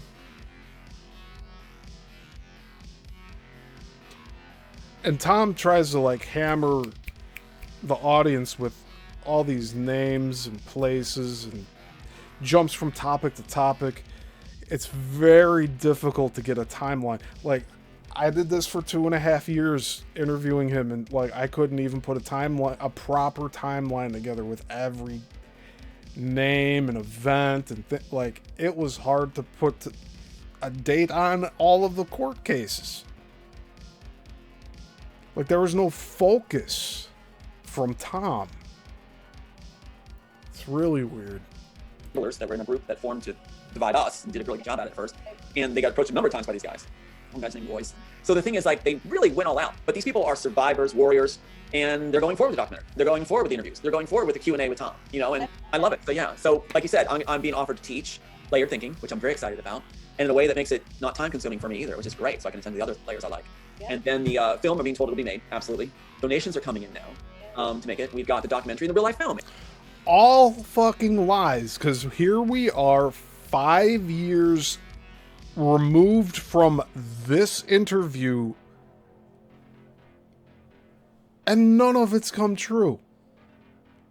He's had multiple people that he's onboarded saying that he's going to have the documentary made, and then it never happens. I was this close from doing that myself, and he refused it.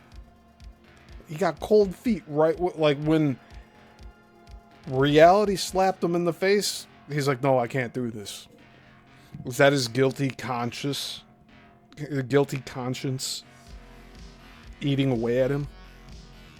In fact, the Hollywood attorneys, top attorneys in Hollywood, are all excited, they say, about Newsflash, about the real life film. They're saying it's better than the Matrix story itself, is the real life film of what we survived and held in, which I'm excited about, Carmen, because that means other people will be encouraged. I think the other side wants you to think there's a ceiling on what humans can do, and we will cave at a certain point. All right, related to the Trinity comment I said earlier.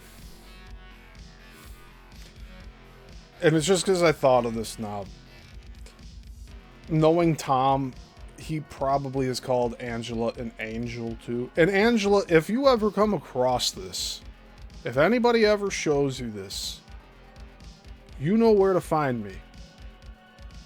You're more than welcome to come here and share your story, Angela.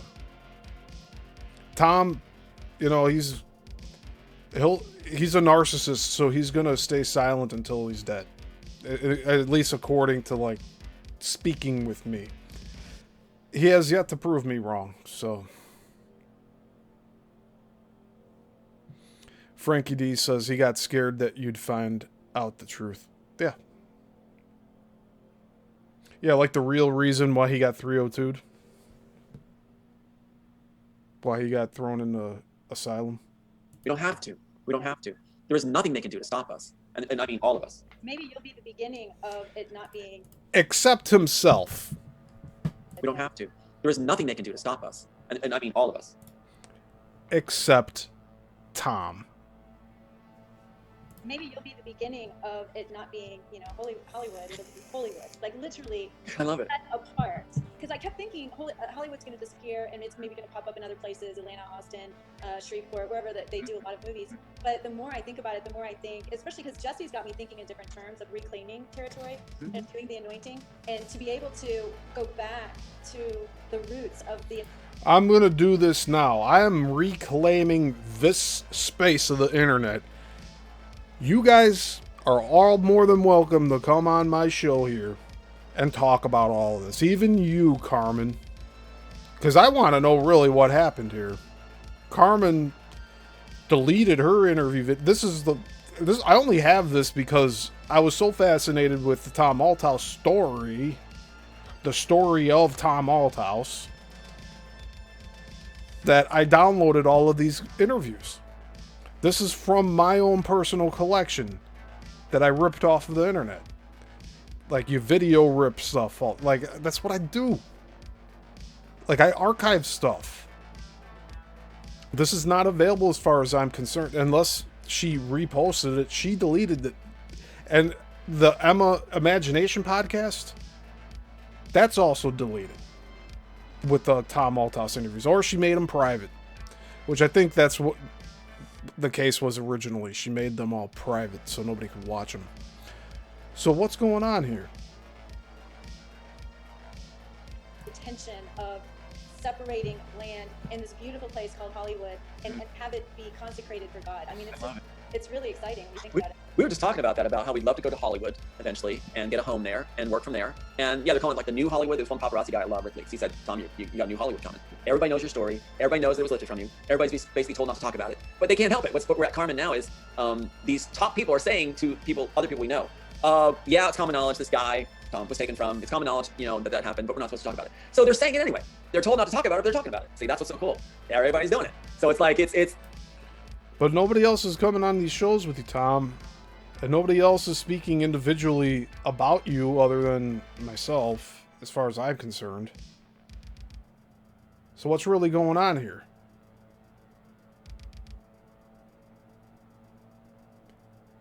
You have to imagine for a moment here, think of every ending credits scene, like the scroll of all the credits, of all the crew that is ever, and a lot of these people, it's the same people, because they're working all these different jobs. But there's also movies shooting simultaneously, and like, just for example, go to look at the end credits for Avengers Endgame. Just watch how many names scroll by on that. And then you come back and tell me that not a single person from there has the balls to stand up and be like, yeah, Tom's telling the truth. I worked in Hollywood. Not a single soul. And I would know. I looked this stuff up. I went back, I could only find back to 2018 of interviews with Tom. So what's going on here? Not a single person in the past at least 8 years has come forward to vouch for Tom's story. Not a single person from Hollywood. Yes, I've worked on so-and-so film, so-and-so film, so-and-so film. I'm not going to show my face. I'll manipulate my voice, but I'll vouch for Tom. None of that's happened, as far as I'm concerned. And I think I have a pretty valid point I'm making with that.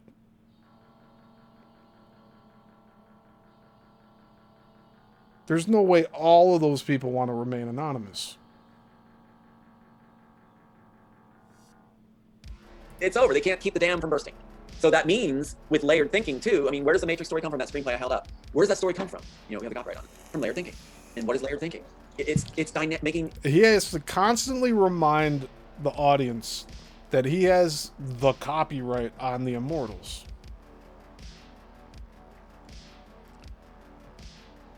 If you noticed last week's show, episode 7 or episode 18. Yeah, episode 18. We were watching that interview from 2018.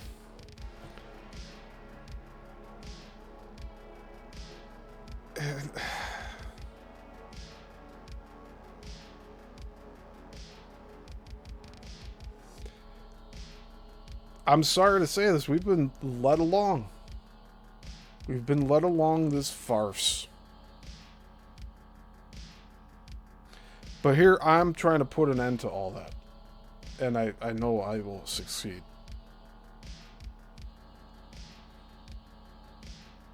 Because, as I heard just the other day, a person like Tom wakes up in the morning and has to choose what mask to wear. Whereas here, you get me raw in the real time. I don't have to look at my collection of masks to see what I'm going to wear today. I'm just here. And that drives people like him crazy. Because he's constantly having to, like, please. He wants to constantly please and be validated. And, like, you could say that, like, oh, well, Steve, you're a hypocrite because, like, you want to have viewers on your show. Well, I'm running a live show here on a 2,000 sub channel that when you type Tom Althouse into YouTube, my interview with him comes up, the very first interview I did.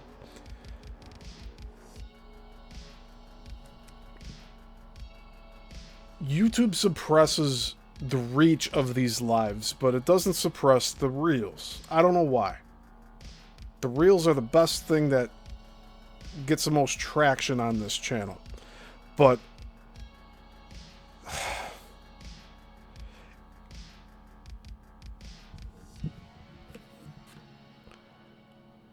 I think I'm more disappointed in YouTube that this can be reaching more people and it's not.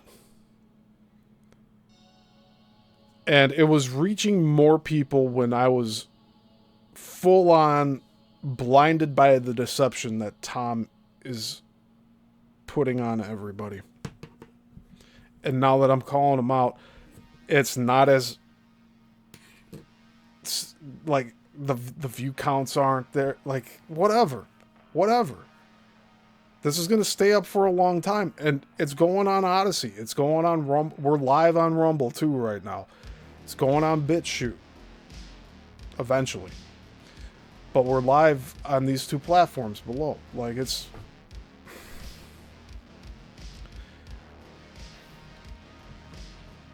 And I've been making videos for a long time. I've done many different types of videos here on this channel. It's just... It's wild. Frankie D says, Steve, we all wanted to believe him at first. He's a great bullshit artist. Yeah, the story... It would almost be like if somebody were to come out of the woodwork and say, I wrote Star Wars. See, I wrote Star... Actually, I'm the one that gave J.K. Rowling the idea for Harry Potter. Or not as serious, but I'm the one that came up with the idea for Fast and Furious.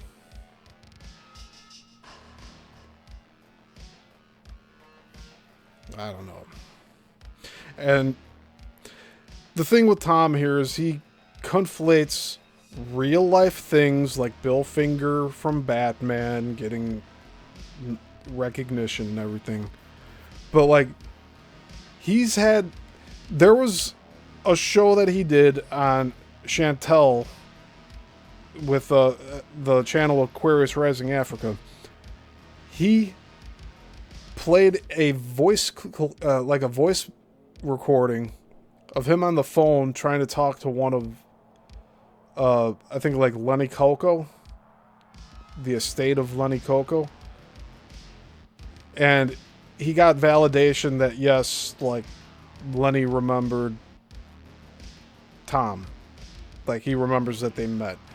And Tom starts breaking down crying on that audio like, oh yes, like finally, like that's the one piece that he needed, but he never fucking talks about it now. It was like one and done, on to the next adrenaline junkie hit. Someone broke into my house and gifted me all of my scripts back, and it was on my bed. And they broke in while I was away from Texas and Florida. And they did it covertly. Like, he was saying straight up on Roseanne's show that, like, could have been the good guys in Mossad that returned my scripts and put them on my bed inside my house just to let me know that it was them. Like, really, dude? And Roseanne and her son are just eating all this up.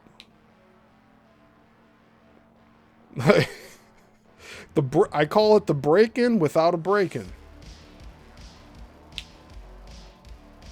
And that knowing Tom, he probably put those scripts on his bed and, like, contrived this whole fantastical tale of a break-in without a break-in.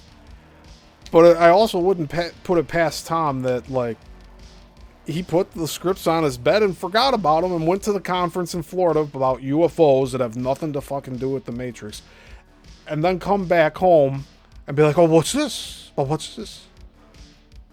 Oh, it's my original scripts. Oh, it must have been the feds. Like, what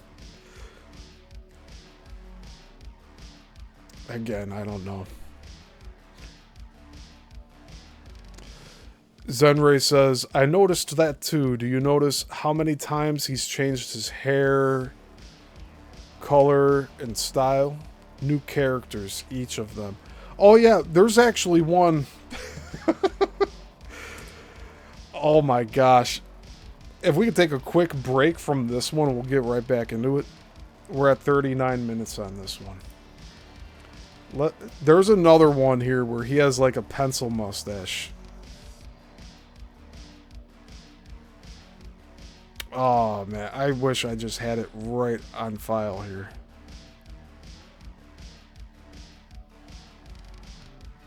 But yeah, he's changed his appearance so much.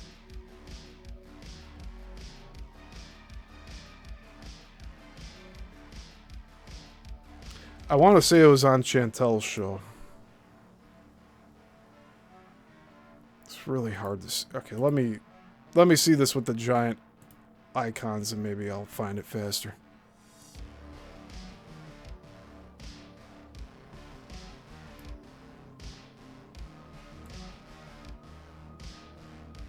Alright, so we're watching the March 2021. We'll get right back to this. 39 minutes. Okay.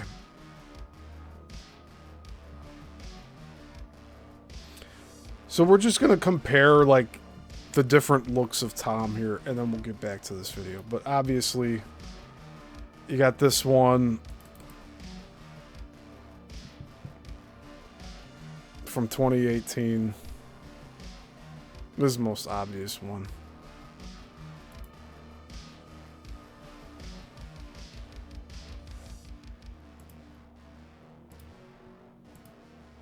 Where he has the long hair. So that's 2018. 2021. This is a show we haven't watched yet. But this is 3 years after that long-haired interview. And this is the same month as the show that we're watching now. But he was just on a rip. Then this is like March 9th. And that's Chantel up in the top right. And he said this whole thing, their working relationship ended with her yelling at him over the phone. So I don't know. I don't know what to believe with that.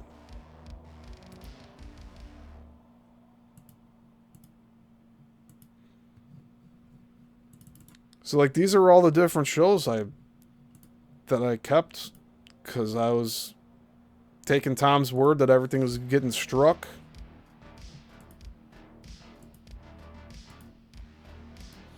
Here's Tom with his slicked back hair. Then he has, like, a little colic thing going on this one.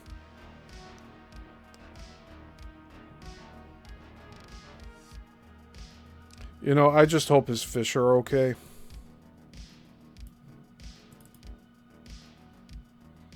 Then he has a Christmas tree.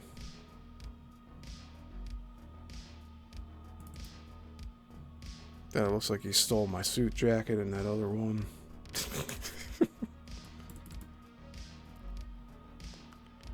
And this is May of 22.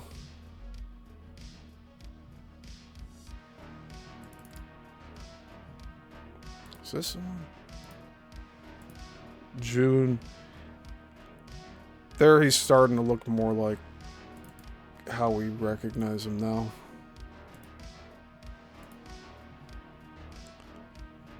So I guess different fish tanks too. I don't know.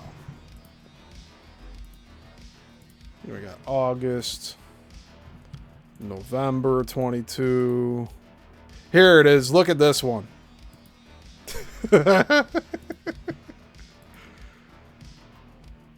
I'll put the audio up briefly. Let's take judgment out of it. It doesn't matter who reads what. It doesn't matter whether I read the Bible, the Quran, the whatever, the Torah, whatever. It doesn't matter. At the end of the day, Yes, it does matter. But check that mustache out.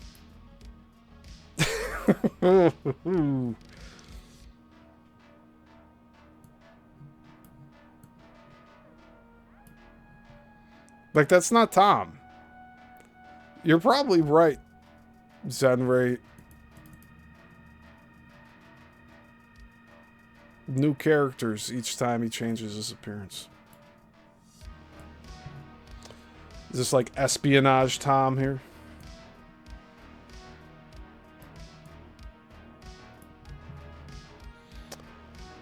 See, Frankie D said, first they broke into his house while he's home sleeping and stole his original script and then replaced it with another. Then they break into his house to give it back? Right. And I'm the King of England. And Zenray says, new character does not equal clean slate. Very true. it's what's happening in here. And when we are not divided by religion and stuff anymore, we are home dry. Because religion has been one of the greatest ways to divide and conquer. That's my opinion, and I'm not going to change it. No, So if someone doesn't agree with me, then you're welcome to put it in the comments, and we'll certainly agree. But those that condemn others want to take us back to the Stone Age. And they want to be right, they want to be important, and they want to have the rewards. Don't you want to be right, Tom? Don't you want to be important, Tom? Don't you want to reap the rewards, Tom? And that's exactly what's been dangled for people like my bought-off family. Rewards. Great rewards with threat. And they go for it. They go for it. Well, that means our world will not evolve. But they'll have their most expensive remodeled kitchen. So that's what I'm talking Out to meet the architect looking like Christ. So they'll keep the same ending. Everyone's saying blowing up the mind. He goes in there and fires all these families right away. Now you're supposed to believe, well, you fired the bad ones. They say this. When I ask, why are you doing this? Guess what the answer is? 3 words. Anybody guess? Why are you doing this? Because we can. But I choose life. Earn me turning down everything. Always miss her. Because now they've got Elon Musk exactly where they want it. They don't. To be the face of the Christian coalition, to be with Rockefeller's group. They're to pull through it. We've got some great people on this planet. I couldn't agree more, and I think that is... Because those that sold out can't. They don't feel anymore except anger and desperation for themselves and their imagery and spray on tans and stuff like that. Does Tom seem like he's displaying desperation for himself and his imagery? Sure seems like it to me. Okay, let's mute it. I'm gonna look at a few more of what's in this folder. This is just wild.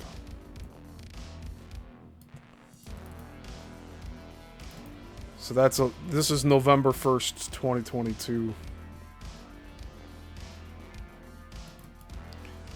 And then 7 days later, let's see if he still has a mustache. Yeah, he was growing it. He was growing a weird goatee there. I don't know what that is. Then the 22nd. He still has it.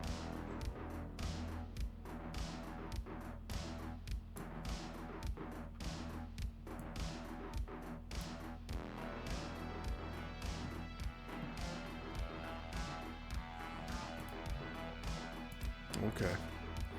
Let's get back to the one we were watching. We'll finish that up.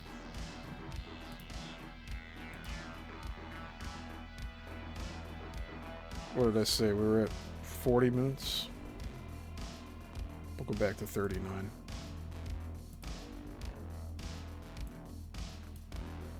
I left this for a purpose, right? It's not like, oh my God, you go crazy and you feel all these things for a period of time, you get acne, and then you'll get over it, and you'll be normal again. That's not what we should tell our kids. In fact, we should say, oh God, you're so blessed, you're so lucky to go through adolescence, because you're being taught how to be an adult, you know? And we rob ourselves of that training.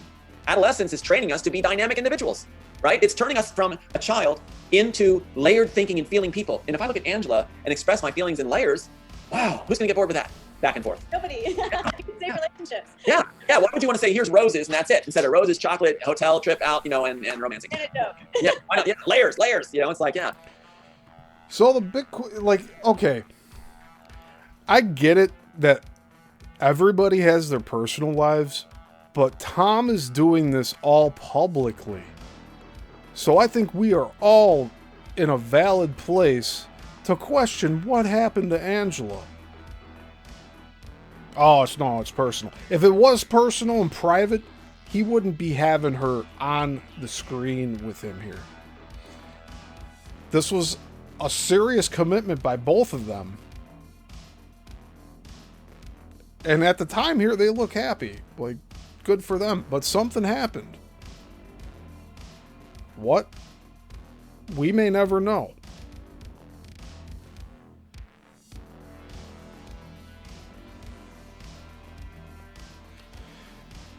Yeah, Zenray says he's trying to grow a beard and mustache like you, but can't. Yeah, well, part of that was before he met me. Wasn't that... Or no! That was... So I did the first show in... Was it 22? It was 22. I always think it's like 2023 in my head. That's like the whole blending of years together after a certain time. Yeah, that was... So, like, beginning of 22 is when I did my first interview with him. And by November, he was trying to grow a mustache and goatee. All right. That's interesting. And then after I left, he also went on Brenda's Beyond the Box show not too long after I left, and he was starting to grow that pencil mustache again, but without the goatee part. And they all thought that he used a Sharpie. No, this guy likes his little pencil mustaches where he's shaving the whole top part off. I don't mess around with any of this. I trim it. Obviously, I shave my face. I can grow a full beard like down to about here. But yeah, I've had this look for many years now. I don't even remember when I started wearing my facial hair like this.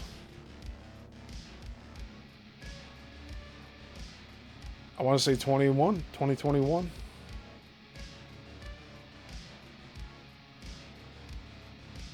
I haven't had a clean shaven face in like, I want to say 13 years. And so it's like, and that's what I teach in acting too, is layered acting. And then people will watch a performance and go, oh my God, it's so real, it's so genuine. I really feel the power of that performance. You get these awards, but people can't put their finger on it. They're like, I just feel so real and dynamic. Well, because you're picking out purposely 4 or 5 different feelings that work along with the script, and you're making them elevate and lower and go up and down according to how you're being given lines, according to your lines, and according to how you're receiving the other co-hosts or co-actors, what they're feeding you, right? Yeah. That's what I love about that is I've always thought, because I've produced a little bit, and I've always thought that the lead characters had some depth, but all of the side ones, I was always like, why don't they just add a little more? Give the actors some meat, like something to play with. Right. And so I think that came from me being an actor's mom, you know, because my daughter was acting since she was 7. And so that viewpoint changed the way I produced, because I didn't want the side characters to not have depth. You see, we just hit the 2-hour mark for this show. And what we're watching is at 1.5x speed. And we're 41 minutes in out of an hour and 23. But this is because I'm pausing a lot to talk. But you understand how, like, detail-oriented this is? It's over, like, it's almost like the overwhelming of information is the goal of Tom to keep people confused and wanting more. An answer that they'll never properly get from Tom, but are led along just enough to want to watch the next show. And I don't like that. I wanted him to be spilling the beans by the second or third show, and when that didn't happen, I'm like, well, I guess I'm going to have to work at his pace. But even that didn't work out that well, did it?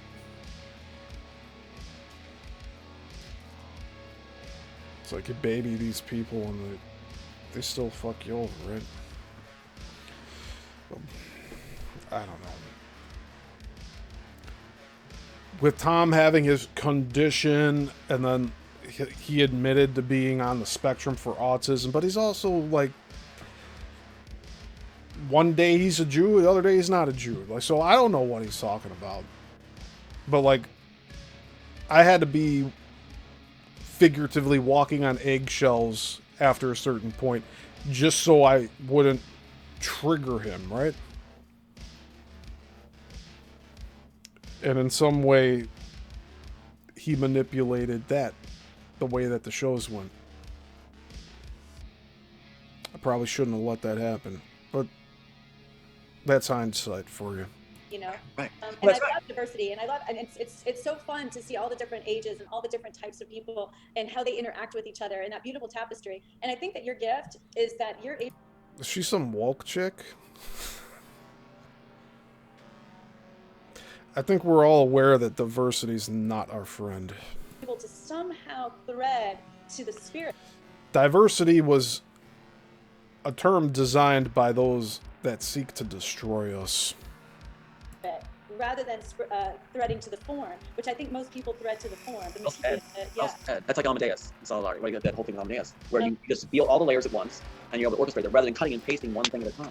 Exactly. Yeah. I taught Montessori and Waldorf and things like that, and I would teach Montessori Shakespeare, right? And I love working with adolescents. 8th grade, 7th grade. Oh my God! When you work with adolescents, they're feeling all these things, and so you teach them layered thinking, layered acting, and next thing you know, you got these kids coming to you. They're becoming adults. Some are in tears. Some are confessing everything about their life. Some are saying, oh my God, I don't know what, it's too much. And they're coming back and I can do this.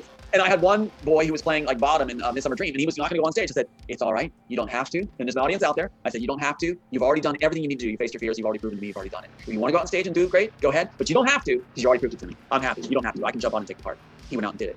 And then these kids will come back later and say, you changed my life. Oh, yeah. Now, yeah, and one was the best. I'm not going to disclose names, of course, but one boy. It's really sad, but I can see him being a good theater director in that sense.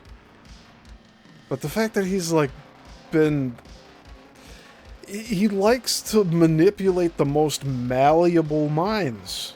He just admitted here he enjoys speaking with 7th and 8th graders. And it's really because their minds are so malleable, they'll believe what Tom's telling them. Because he speaks with so much... Like, he believes in the bullshit.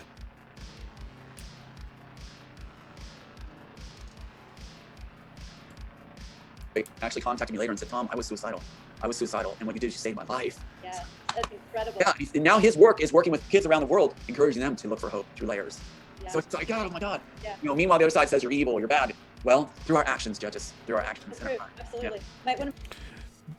The evil side's calling Tom evil and bad. Now, keep in mind, he has put me in that category now.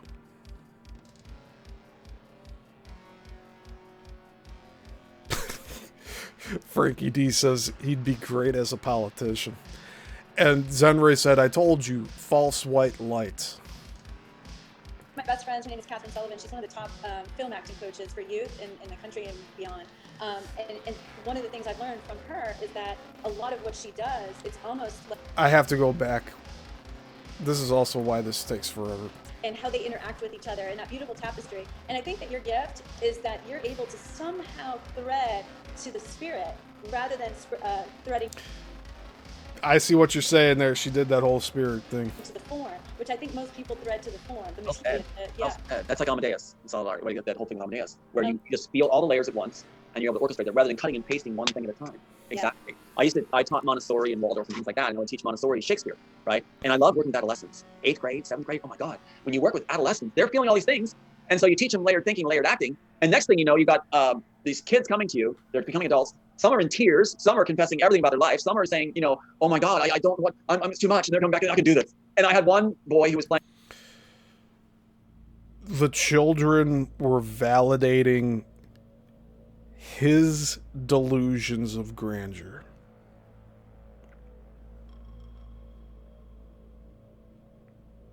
And that contributed to the person we're seeing here now. like bottom in Midsummer Dream, and he was not going to go on stage. I said, it's all right. You don't have to. And there's an audience out there. I said, you don't have to. You've already done everything you need to do. You faced your fears. You've already proven to me you've already done it. If you want to go out on stage and do it, great, go ahead. But you don't have to because you already proved it to me. Now, I'll tell you this much, too. Because I took theater in high school. I had a theater director. She was a woman, but she was very authoritative. Didn't take bullshit. If you missed rehearsal, like, that was nearly a death sentence. I feel I got punished by getting an entire third act of just monologue after monologue after monologue. But who knows? I just know personally in high school, I didn't say on like opening night or any of the live shows, I can't go out there, I can't do this. It was just known, like, you have to go out there. For all your other cast and crewmates, like, you have to play your role when you're doing a stage production. If I decided to just not go out there, there's a whole third act that wouldn't make any sense. And I doubt that the theater director knew all my lines and could go out there and do it. And that's just because of it being modern plays. I don't know.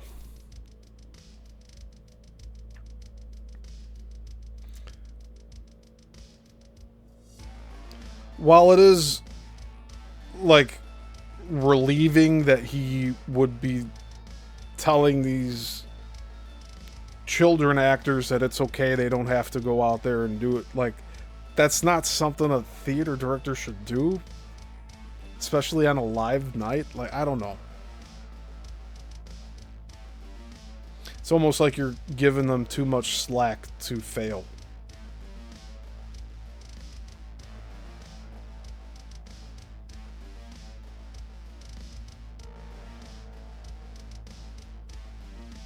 I don't know, that had me thinking for a bit. You don't have to. I can jump on and take the part.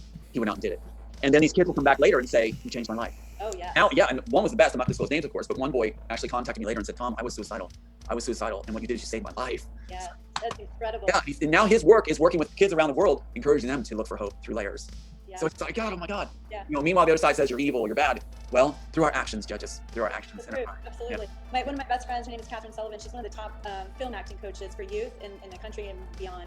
And one of the things I've learned from her is that a lot of what she does, it's almost like they're working on these psychological and mental and emotional and all these different layers as kids. And she has lost some children to overdoses or different suicides, but then she's also, same as you, saved lives. You know, people come to her and they're like, I don't know what I would have done without you, you know? Right. I didn't know that you used to teach acting.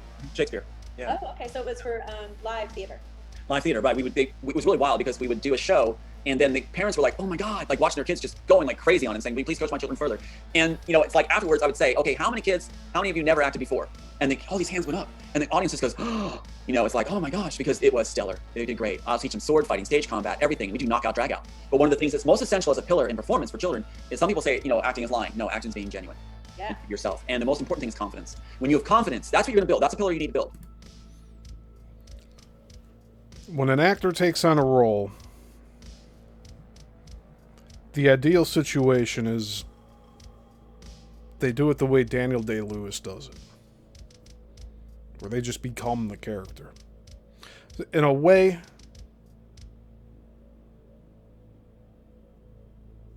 you know what? No, I'm not going to validate Tom here.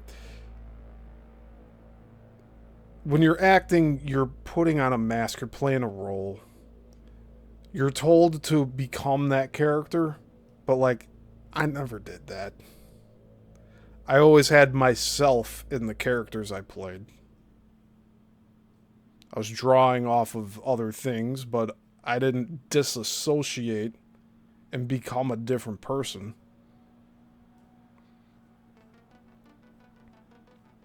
But you are lying when you're acting because you're portraying somebody that you're not. But you have to have it convincing for the audience to believe that that character's going through things. Man, I could do a whole show talking about that, too. Confidence leads to great acting. It's not like a lot of psych people go in the psych field, I've learned, to take care of problems they have or to cover over problems they have. A lot of psych people get in the psych field to cover over the problems they already have, right? Self-medicate. But it's not like that. A lot of actors get into acting because they feel insecure and they want to be liked. That's not the reason to go into, really. Go into it as a service. Go into it to lift others. Go into it to celebrate humanity and to bring something to humanity.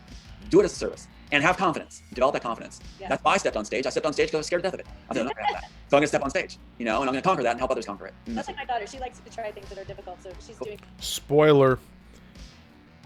That feeling never goes away. You may think you can conquer that feeling of stage fright, but your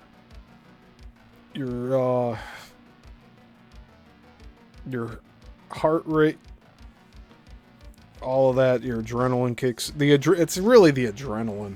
The adrenaline's always going to be there, whether it's like minimal or at the height, like when you first start out. But it's always going to be there. This stand-up thing now. She's 24 years old, and I think she's so brave. I don't know how somebody does that. And so, what about projects together? What are you guys going to do? For sure, it's already slated. We talked about working with school districts. It's Yes. really fun to do. I'm a certified teacher, so and I have a background in special education and English language learners, and just general elementary, autism. So I've been through hundreds of hours of training and then experience. So we, all that background knowledge combined with his, theater expertise. Imagine what we could do with that. Plus, we have shows in the can, basically, what we say. I've got shows that toured throughout the state of Maui, or Hawaii, state of Hawaii, and they got rave reviews, critics, things like that. So what I did was when they, like, you turn it into gold, good stuff. So when they cut off my jobs, everything, and took me out of my management positions and theater, what I did was I created my own company and started doing shows that I wanted to be Broadway quality for kids. Because the other company I was working for at the time, when they got approached by Warner Brothers and those guys, they said, like, well, kids will accept anything. Doesn't matter, just put anything. They'll just laugh at anything. I said, no, they don't.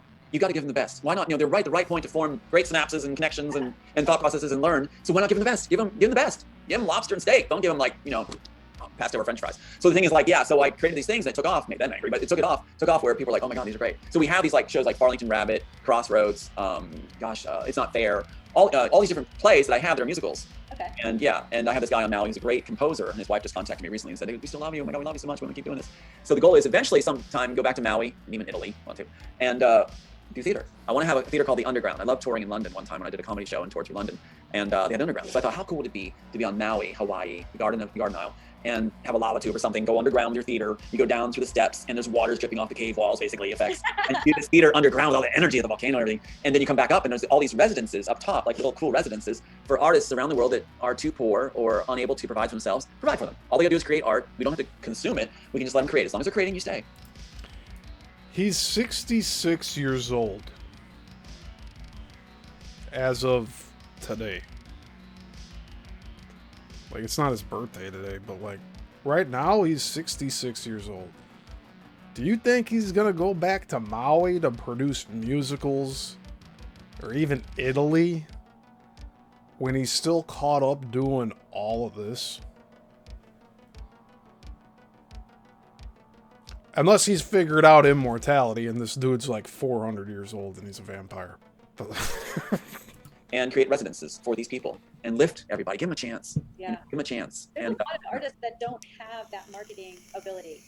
They're just brilliant and amazing artists, but they would never know how to get their beautiful work out to the world to be able to see it. And so that's a very cool thing for you guys to be doing. well, we need each other. Yeah, we need each other.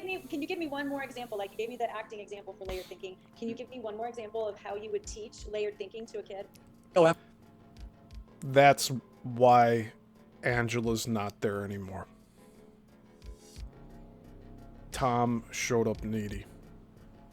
absolutely. What I would do is there's some mental exercises I like to do too, which I just happened to do this as a child. It was out of necessity for me, and mine was the fire. I mean, like I talk about the scars in the face, things like that. So I had to find a world within myself where I wouldn't get beaten all the time, right? So I had to be able to use my mind as my playground, right? And so I learned lucid dreaming. I learned how to do mental exercises such as tumbling. And I would actually physically feel like I'm tumbling when I'm just sitting here like this. And it actually feels like I can do it right now. I feel like I'm doing somersaults right now. I physically feel like I'm doing somersaults. I can do it where I hear music. And it's you can kickstart it too. I know ways you can kickstart it. You can do like a classical piece, you know, if you would, something you're familiar with, put it in a distant room and turn it on low. You can just barely hear it, and then your mind recreate it.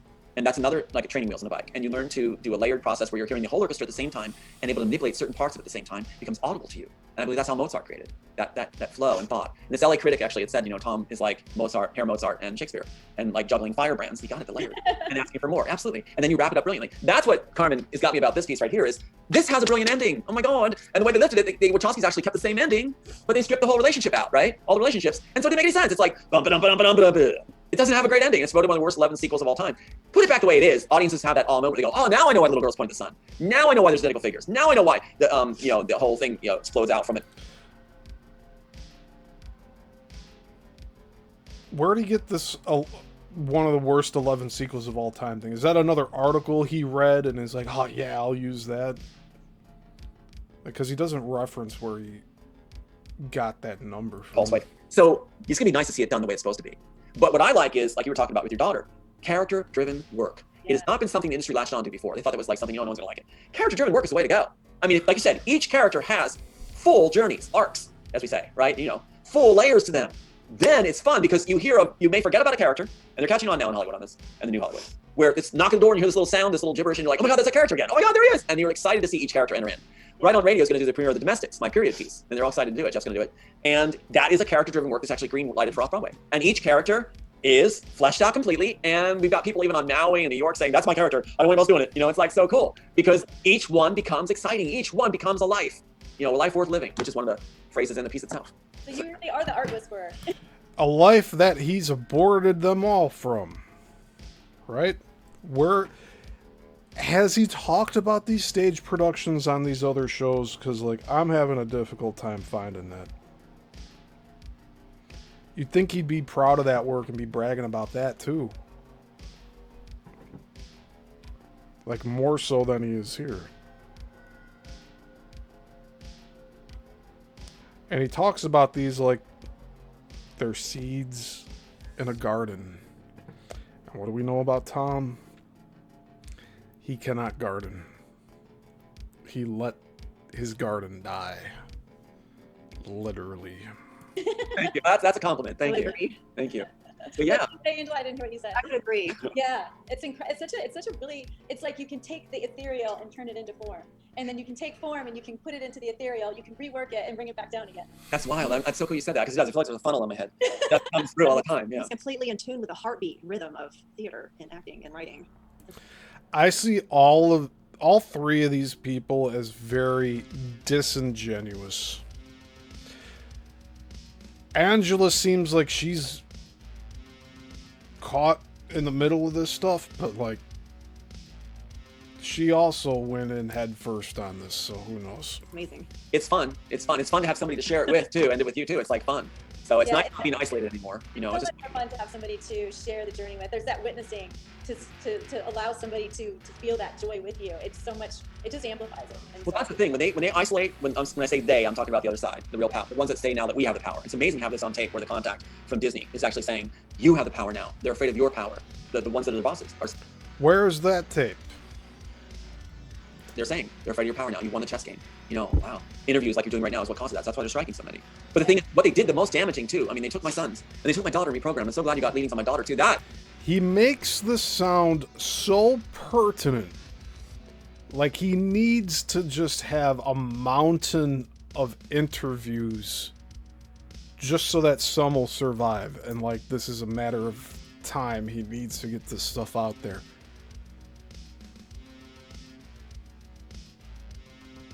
But all the stuff he's talking about, like, we haven't seen this stuff. This video he claims he has, why hasn't he shown it anywhere? On the places he does show it, why doesn't he have clips of it saved for himself to reshare over and over again?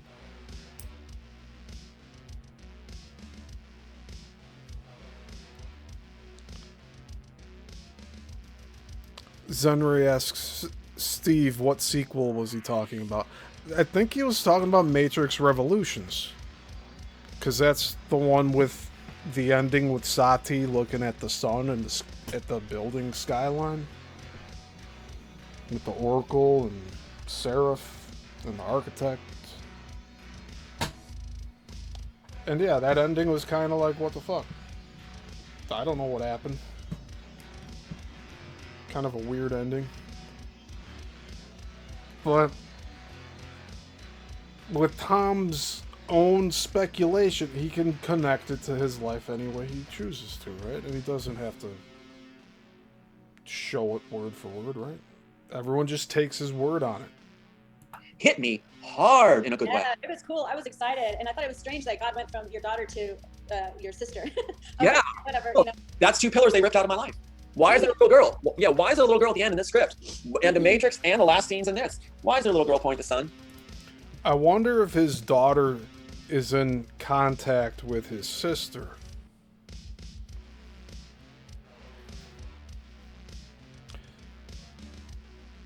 So many questions here. Why is the little girl pointing at the sun? Oh yeah, we read this on the last show. At the end, in Matrix and this, which precedes the Matrix, right? Because it's a daddy trying to get his daughter back after she was brainwashed away by the religious right in Hollywood. And now she hates me. But did I ever do anything to her? No. Always loved her. And the last thing I heard from her as a 5-year-old was, Daddy, if they take me away, if the judges say no, you keep trying. You keep trying. So I tried to fulfill that vow. And then when she grew up, she was so full of hate for me because of what they programmed in her. So Well, that said, she is his, so. no, I love it. I love it so much. I love that so much. So that hit strong. But what the hardest thing was when they isolate you and cut you off, and that's what these people do. We call them anonymous. They're supposed to contact anybody as a friend, like you would get contacted, Angela would get contacted. You know, anybody would get contacted that's a pillar in my life, right? Which you guys are now. And told not to associate. He's evil. He's bad. We got the things from Sophia Stewart. All these things are floating around that people are sending me. It's still a job. Still a job. But what hurts is you feel like a gift in a box. If you are a servant to humanity and for God, if you are wanting to serve and you're getting all these ideas like a funnel just coming through you, better than the Matrix. That was my opening piece. That's what hurts the most. It's like you feel like you're a Santa with all these presents and you're not allowed to give them. That's what hurts. It does. It's like Hollywood doesn't know what they're missing. Yeah, Or do they know? I mean, why would you want to hold this back? That's what kills me. How many films have we not had? And I'm sitting on these and I said, I will not release them if any harm comes to any more loved ones. You guys are included. You know, I will not release them. And Hollywood, that's what caused Hollywood to go, uh-oh, really? Yeah. And that's on tape too. Because they thought they'd get that from you. And if Yeah. you multiply 1.2 by 12 or 14, you got $17 billion sitting on the table for them somewhere out there if they do any more of your films. That's why they're grabbing If up the that's scraps. successful, I would assume, because to me, like, I buy different types of, jewelry or whatever, and there's a signature move that a lot of times that somebody has. And when you work at a level like you do, where this is not just a movie, it was a blockbuster, huge worldwide movie. And when you have the ability to do that, you absolutely have the ability to do it again. Right. And so I'm sitting here going, can you tell us a little bit about one of them? Oh, one of the 14? Yeah, like, can you give us like a summary or a synopsis or anything of once? Zenray says, only Entertainment Weekly ranked it as the top 25 worst. No one at 11. And there's one online film ranking site that placed it on the top 100 worst. Yeah, I'm not surprised you can't find what he's referring to. Because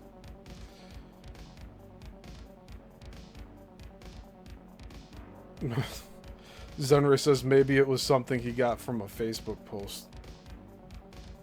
And I'm not sure if I read Frankie D's comment. He said he'd be great as a politician. And yeah, I agree with that too.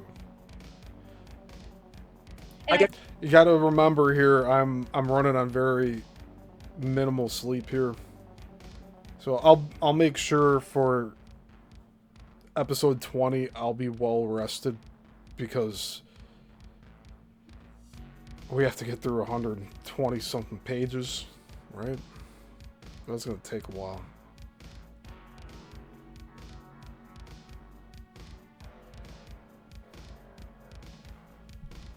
I could. No, it's for you? Yeah, for you. Let's see. All right, why don't I just let one out of the bag? I got 14. What do you think? It's up to me. I know. Yeah, don't well, let me say, no, I want to honor that.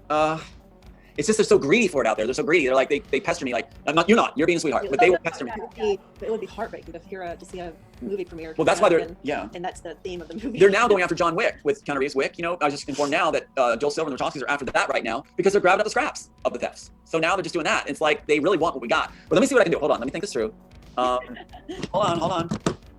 All right, I'll give you one that's still of the 14 that's not quite cooked. Yeah, that's right. I'm gonna predict that he's gonna mention the Dream movie. Because he always plays it safe. He's not giving anything new here. But let's see what he says. Not a favorite of mine. I don't mind if that baby gets adopted. In a Okay. sense. All right. Okay. It's okay. It's all right. It's about a surgeon who in the future we have a time where basically the U.S. has been run over, and there's a no man's zone basically, right? And what happens is this world order is basically children are property in this new world order, and they are belong to the state as soon as they're born. And if you are undesirable or handicapped in any way, you are terminated. And so we find out that there's this place that's unknown out in the desert forbidden zones. And this man has saved, he's a doctor, he used his position to save, kids still moved, countless children and set them up underground and in a good way we cared for them. And they became this whole society, a whole new hope for our world, basically, where handicapped and autistic and, challenged. And what you end up with in this film is the idea that there's a better world coming because of these children that were considered less than perfect. Right. That's where humanity is going to thrive and succeed and get to its next level, by the children that our society would not have taken. Yes. And so that's a nutshell of it. But a lot happens within that film. Beautiful. And, but that's one of the few that's not cooked thoroughly through, but it gives you an idea. I'm glad to share it with you. I'm honored to.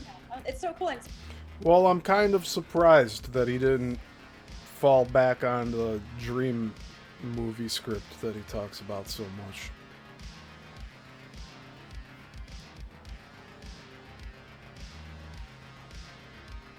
so it sounds like it has a little, like, did you write that one since you've known Angela because of the autistic children and stuff? That she It's actually pre-meeting Angela. Oh, okay. Yeah. You guys were on the same wavelength ahead of time anyway. Right. Which doesn't surprise me. God is so accurate when it comes to layering in all of the different geometries of people's lives, which is so exciting. Well, it's very interesting because choice. What is choice? I love what you're saying. In here, one of the big things on the screen. Oh, hold up. But the screen.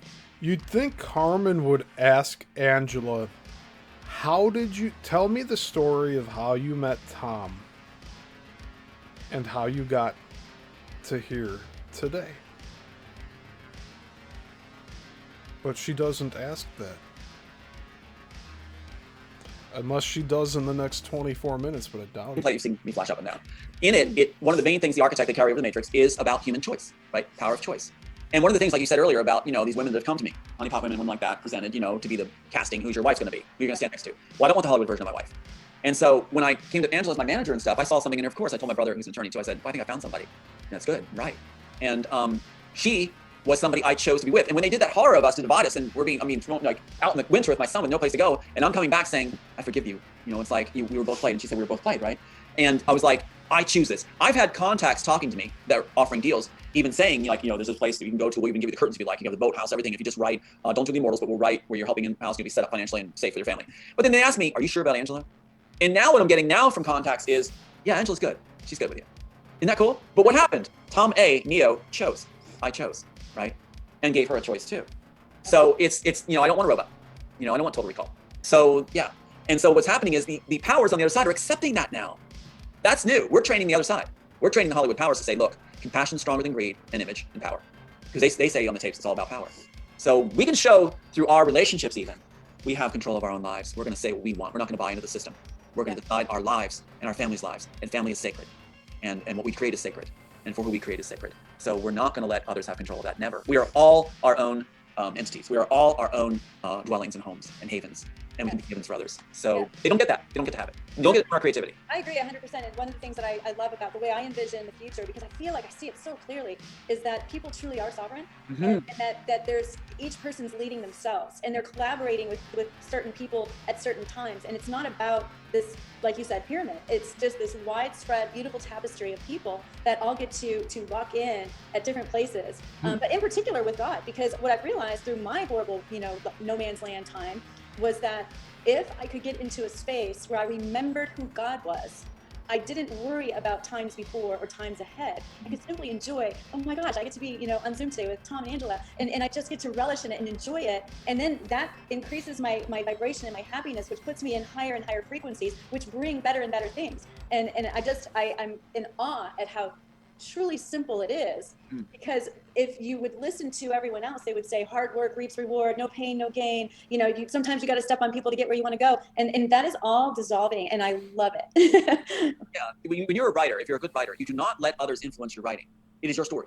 And for our lives, same thing. Don't let others influence your story. That is your story. You're the star in your story with beautiful people in your story that you cast to be with you. So make it a beautiful story. Don't let someone take your story away and change it because they have issues that they want your story to go a different way, or they're threatened by your story. So be sovereign in your story. And if you have a heart of servitude, then it's going to be a great story, and we want that story to come to full fruition. And we look forward to turning the pages and seeing your life unfold. Yeah, no, and that's true. And actually, everywhere you look, there's an amazing story. You know, people are always like, where do you want to go next? And I actually like meeting people, because to me, the treasures are in the soul of a person, you know?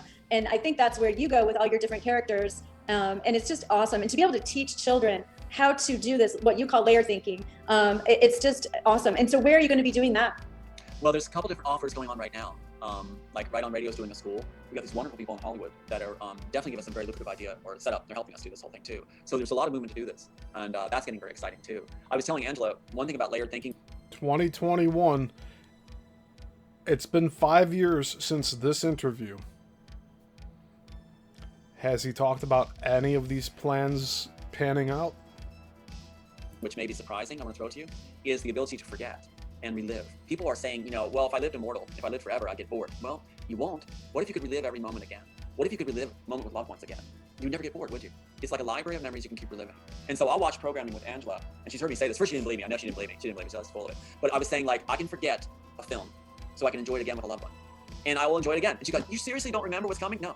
I trained my mind to forget it so I can enjoy it as a first time. How would it be to fall in love with the one you love over and over again? Like first dates. But you can actually do it. Yeah, you can actually do it. So I train myself to actually, as in the writing process, it's really golden too, to forget certain things in order to recreate the experience and get it fresh and look at a different angle and experience it new. Now, some parents go, that sounds really weird.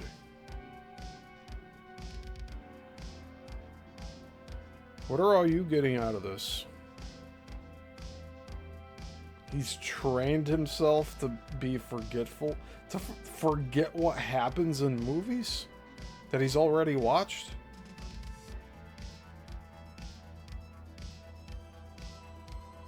It seems like Angela here was even calling the BS out.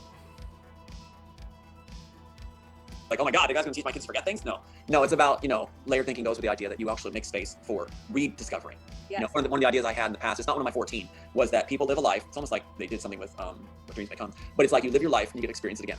People make a challenge of, okay, we were so close in life, we did it so well, let's do it again, and rediscover ourselves with no crutches, no hints. Will we do it? And of course, that's a dangerous thing. But then they came out with that one film too. But I thought it'd be really cool to see what happens in a group that does that. Yeah. Yeah. Are you familiar with the term compartmentalizing? Yes. I think that would be something people could probably relate to for layered thinking. That's what I think of as compartmentalizing. You've got these different compartments in your brain where that would be different layers. And your mind is enlarged by the fact that you can move them around and interplay them. Just like I said about the different feelings in the acting. They're all there at the same time. They're all present at the same time. You're cognizant at the same time, and then you fluctuate them at the same time as you make them make sense through the performance. And it is blow away. It's like you can read the phone book and sound exciting. Yeah, you got to set certain things aside so that you can focus on other things. Yeah. And So think the about tip is if you get kids that do that, then you don't have them going, I'm bored. You never get bored. That's right. You never get bored. And You never get I think that's one of the ways of seeing, like people always ask me, what's the number one thing you look for in somebody? And I'm like, somebody who really is sovereign and they can make themselves happy. They don't have to have somebody else making them happy, You just hit something so important. Yeah, go ahead, finish it. I'll tell you. That was it. I mean, I think it's the number one thing that I want is I don't want them to be conditionally happy with me. I want Right, them to be exactly. Well, that's the thing too. Look at all that's happened to me. I'm not saying for pity or tears. I'm just saying for the example. All the things that happened to me, we talked about that. Sons died, daughter turned hateful, whatever, and despised me. All these things, intellectual property that's worth $1 billion to take it. But even though all these things happened to me, I think it can be encouraging to others that I can be happy, that I can be ecstatic about life. Now, the other side will accuse and say, like, he has no feelings. Well, sure, I have feelings. I think it's evident. As soon as you say my sons, I get welled up. But the thing is that I want to give hope to people. No, he doesn't. It's like he's talking about himself in the third person.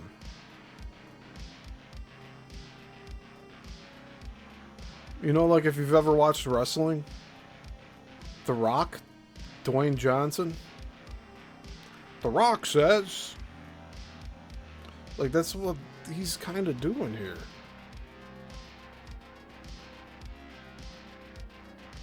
Like he has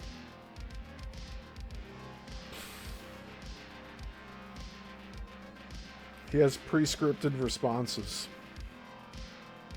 Oh, there's people that tell me that I don't know what I'm doing and I just need to tune them out because,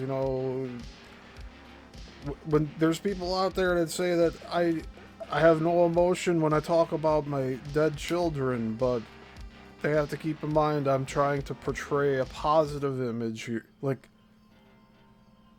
excuse me?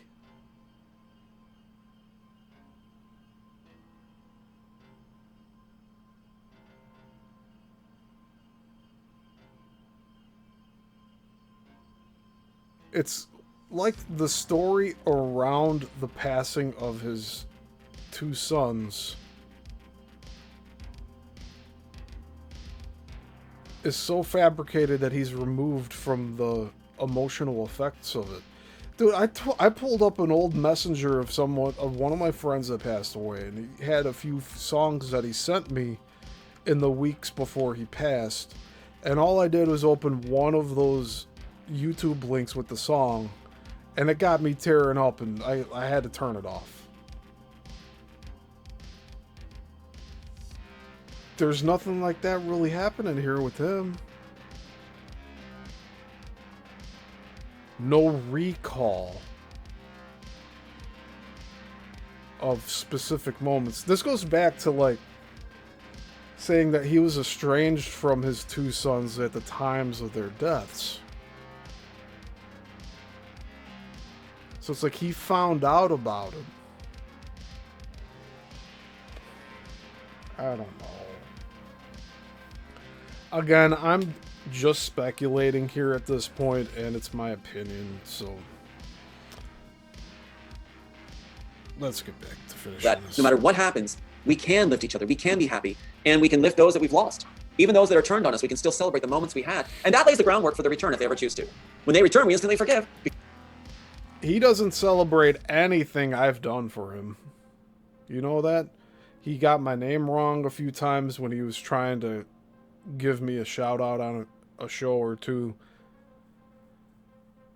But, like, he even got his web designer, like, he forgot her name on a show. And this was after he cut ties with me.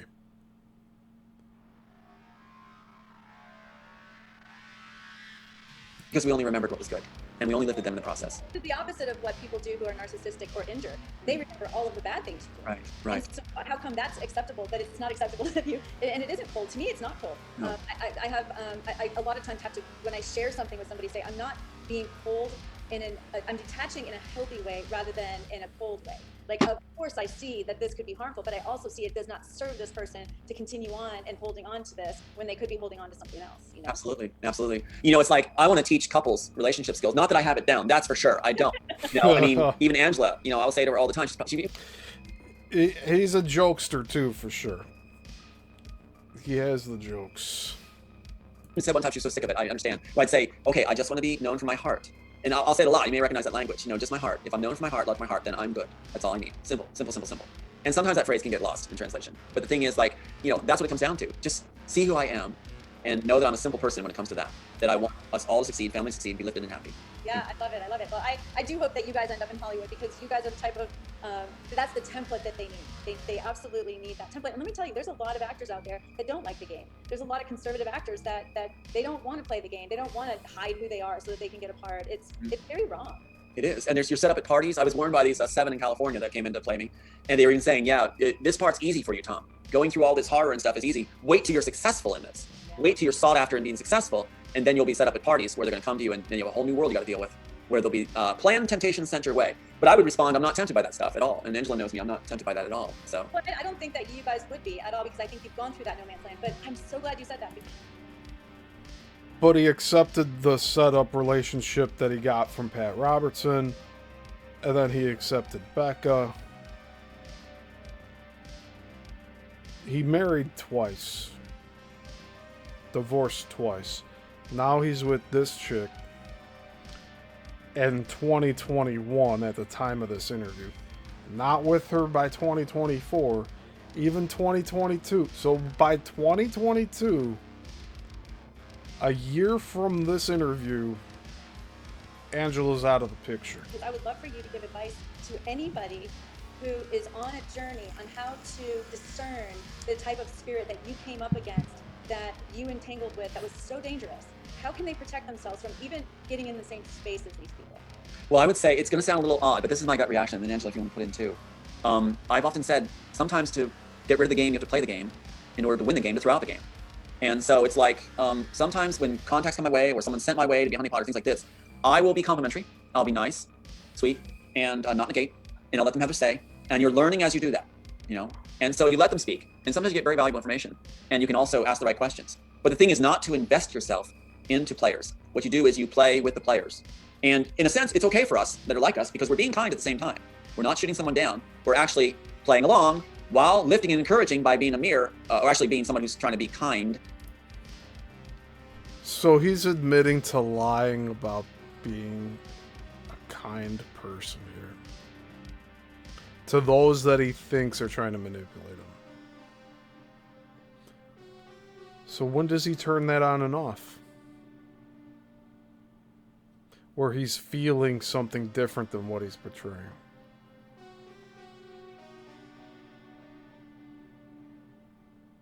Now, I'm all for keeping your emotions in check and thinking logically about things. I mean, obviously, find that out by watching all of my content here.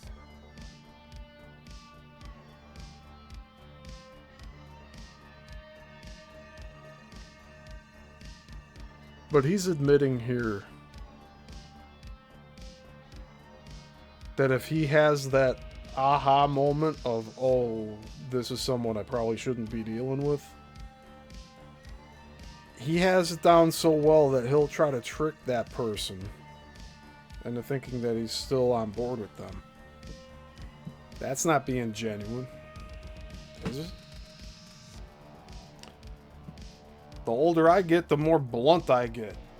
I mean, it's a chore here today to censor my swearing. I'm trying to be better about that here, because I swear up a storm on this show. I don't do that with the deep dives, but here I was dropping MFers the past several shows. Compassionate at the same time, but not allowing our heads on the block. Not allowing them access to what we love most, our cherished, or our treasures. What we're doing is we're not giving them anything. We're simply dialoguing with them. Right. And so in a sense, it's playing a game of dialogue. Yeah. And as time goes by, you learn the dialogue and you learn to recognize it. There you go.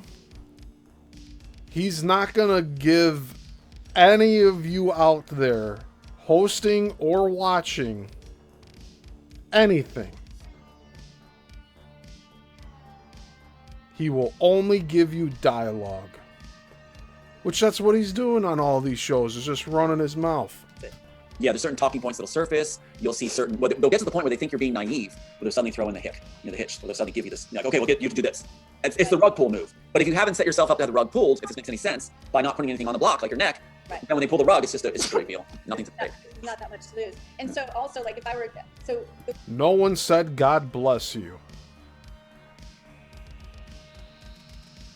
Poor Angela just sneezed and nobody said God bless you.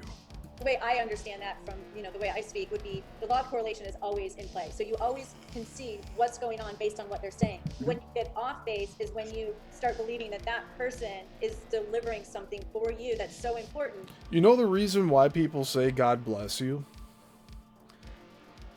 It's a tale of, at some point, it was thought that when people sneezed, it was their soul trying to escape the body.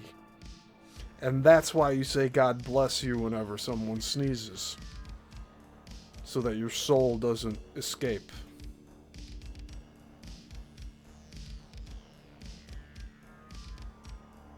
I just find that wild that neither Carmen or Tom said any form of God bless you here to Angela.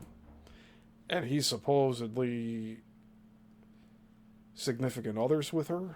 Like, what's that about? That you have attached yourself and you can't get off. Right, the temptation factor. Yeah. Well, that's the thing is also I would say to people too, if you're a couple or you're working with people you're close to, have a sacred space. We call it the sacred space, right? And so we share. Nothing stays secret. And these people, when they play you, they'll want you, don't tell Angela or don't tell so-and-so. Or she gets it, don't tell Tom, right? She's had that happen. That's what led to our trouble. That would be a huge red flag for me. Yeah, they did it to both of us, didn't they? We had no idea what was happening. Mm-hmm. So they try to warn you off, quote, both of you at the same time. Then they see who your weak spot is, and they go for that all the way. It's like the 40 Ways of Power. They say, play both thrones, and then the one you can manipulate the most, go for that one. And so that's what they did with us. They did it. That's why he talks about Wachowskis, Matrix, Elon Musk, Disney, Miramax, Joel Silver, Bonaventura, Rankin, Boyd. He brings all of these up But he's focused lately on just talking about Musk and the Matrix, because that's what sticks. That's what works for him. That's why you don't hear about the Lenny Coco revelation. That's why you don't hear about him acquiring a lawyer to help him out here. He said in the past he had no intentions of doing any of this, taking people to court or anything. He didn't want to do any of this, he said originally. That someone forced his hand to go to court. I wonder who did it. So well, what happened, what backfired was he came back and we talked. And if he hadn't come back and we hadn't talked, we wouldn't figure out what happened. Right. While they're playing me at the same time. The woman that was getting her to destroy me was courting me. And so I wasn't having it, and so they went full on her. And then the woman ends up telling me, and I taped it actually, where she's telling me, well, I was told to do it by this FBI contacted person, and I was told what to say to Angela, and I was told what to say, and to other hosts and interviewers, but it's not me, Tom. I was told to say it. It's like, It was just a... I'll tell you this much, Tom. I'm not having any outside influence about questioning your story. I've had people say that they've worked with you, but they also seem like they're wounded individuals where they feel the need to lash out and attack. But, like, no, I'm not being controlled by any agency. I'm not paid off to do any of this. I'm doing this on my time. It's nearly 3 hours today. This is part 19, episode 19.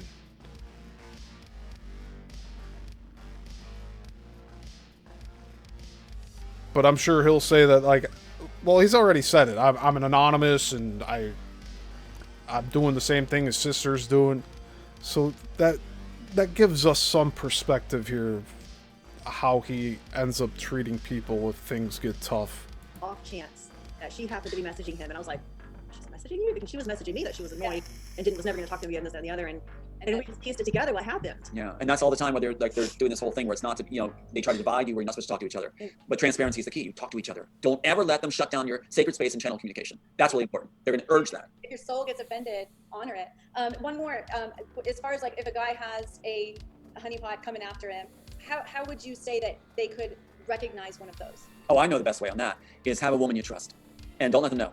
And so a woman you trust, it could be like a best friend, it could be somebody who's a work associate that you really trust, and you give them that position. Women are smart, so let a woman figure out a woman.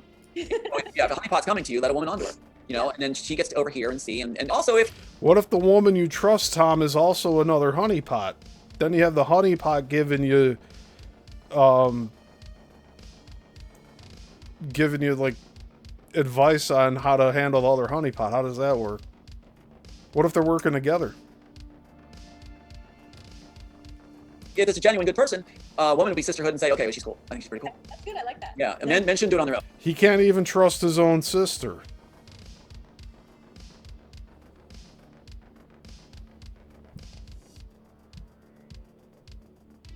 I don't know. I shouldn't even say that.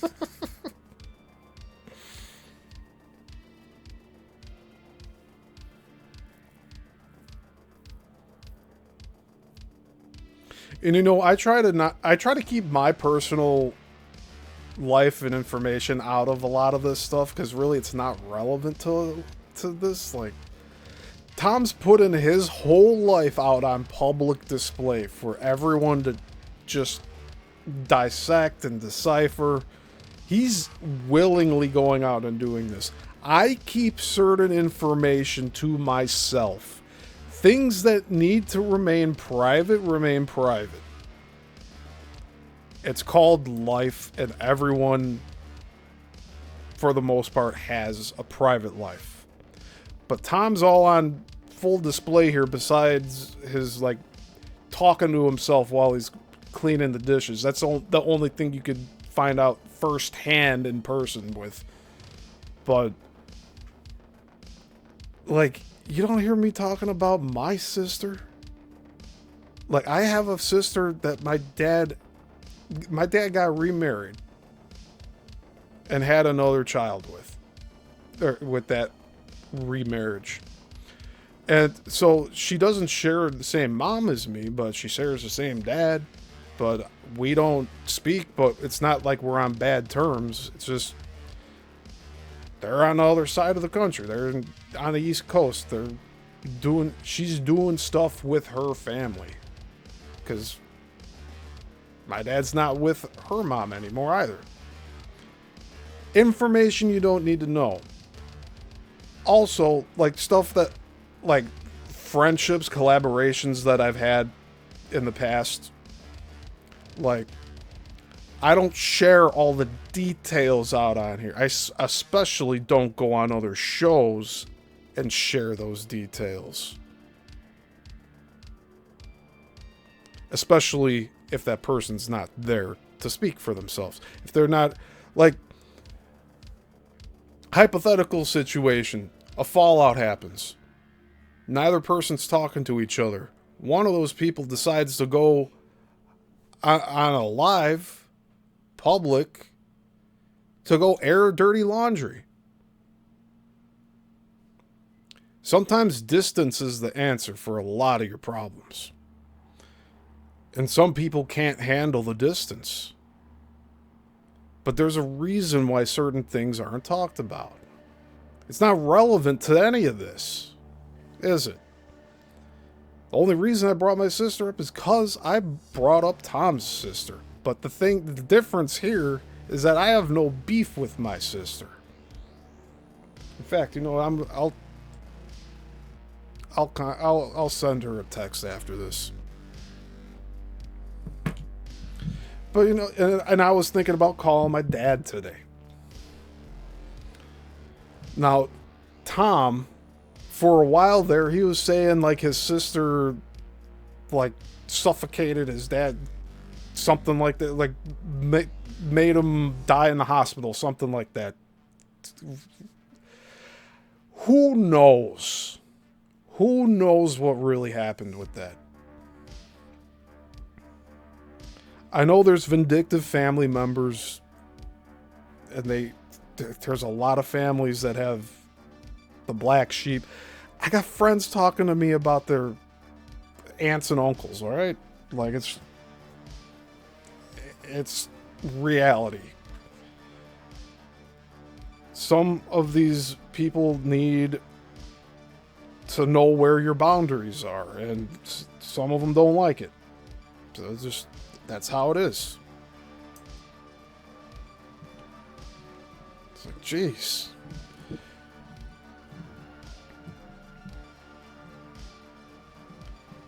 Now, one thing that I haven't seen with, like, looking at all these interviews that Tom has done after cutting things off with me is he's not going on to shows talking about all the good stuff I did for him. He's just saying I'm like everyone else that's evil, that's against him. That's what he says. But yet here in this interview, he's saying about how he always remembers the good things that people have done for him. Yeah, well, he doesn't talk about them. He sure loves to talk about all the bad shit people has done to him, doesn't he? What a joke. For as convicted as this guy is, and if he was really genuine, we'd be hearing a lot more information from this guy. And we're not. Like, he's been accused of narcissism, talking in circles. You ask a direct question, and he somehow brings it back to his usual talking points. He doesn't venture too far off the reservation. Zenray says he claims his sister starved him to death. Yeah. Yeah, I was thinking maybe it was something with the medication too. But you don't hear about that anymore, do you? He's going on to these different shows. He's not talking about his dad, his sister, and detail. Like, he's not talking about that stuff that really affects him. It's part of his public story.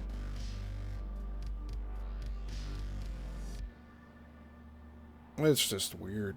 They'll fail. And there's Yeah, because one of the young men that I know that I work with, he actually had the Illuminati or somebody come and offer him money to just be with them. He's like, oh, we can get you into movies, we can do this, and we can give you a certain amount a month. And I was just like, do not go anywhere near that. Do not go anywhere near that. But I was wondering, like, you know, should he make it to the next level? You know, are they going to throw women at him? You know, because I know that they go for your weak spots. You know? Exactly. You're profiled. You are profiled. And if you're worth your salt as a writer or performer, things like that, they will. Chances are, look at it this way. What your friend could do is just say, okay, look, they're acknowledging that I am effective, influential, and talented. And then just own that and go forward. You don't be the crutch of these people. It'll never be a good deal. I'll be like, call Angela and Tom, they'll get you in a movie. they will profile you, and whoever comes your way is just going to act like they just happen to have the same life, happen to have had the same experiences. Well, tell them the prelude to this. Before you were focused in on by the group, she was getting these Twitter invites. Oh my goodness! And how they're staged. I still get them. I get Twitter followers, and I've had dozens of men follow me on Twitter, and it's just amazing. They'll have like things that I like, like roses. I love roses, so they'll have like a dog holding a rose in his mouth, or their band holding roses, or they'll have a daughter in their arm, or just they've had every like Baskin Robbins 31 flavors. They've had every flavor thrown my way of men to see if I would bite. Even lookalikes. Yes. Yeah. Yeah, and so if you had to guess how long Hollywood takes to become Hollywood, which is our dream, how many? Did Tom really do that? It's like, yeah, they're throwing lookalikes of me at my girl Angela here. They're so hilarious. Like, she's not there anymore. What happened?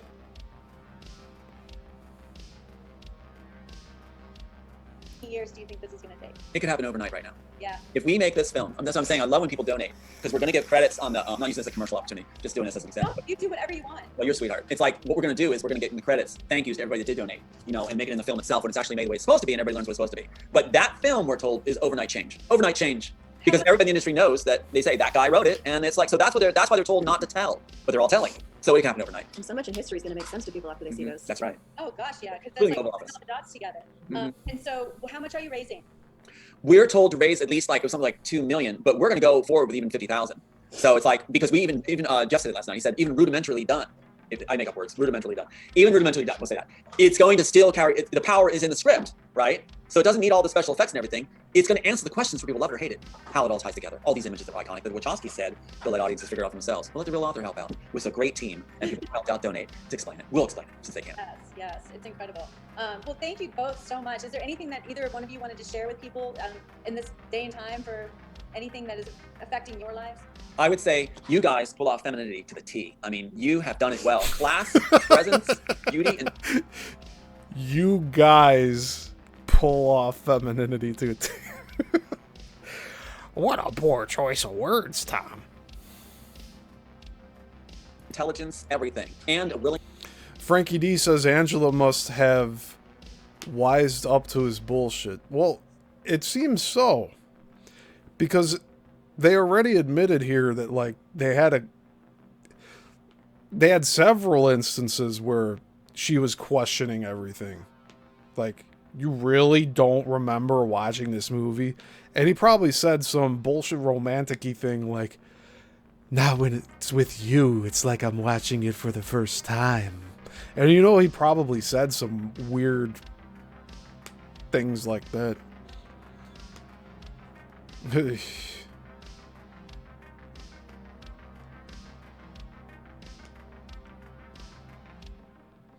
All it takes is one lie to be exposed and the dam opens up. And that's what we're experiencing here. And a heart for the world. Servants. So I think you got femininity down to a T, and I hope other guys will focus on their masculinity and really, embrace nurturing, compassion. That is where the real power and courage lies. Yeah. To do that, to be a really good dad, to be a really good husband, to be a really good person who serves the community and the world through. Why is everyone always sick then around you, Tom? You were sick when I visited you. You're sick on some of the other interviews I did with you. Your hair was wet in one of them. Looked like you came out of a cryo chamber. And then here, Angela is sniffling like she's coming down with something. Why is everyone sick? Whatever you do, you're gifted in your area. That's masculinity. Yes. And think of it. How many of us would love a father that actually loves us, nurtures us from what it shapes us into? We can be that. Yes. And so I'm calling men to be masculine the way they should be. Well, Tom is definitely an example of that, and he does it to a T. Oh. I wish I could share pictures of him cooking and... Oh yeah, Tom's the poster boy for masculinity, huh?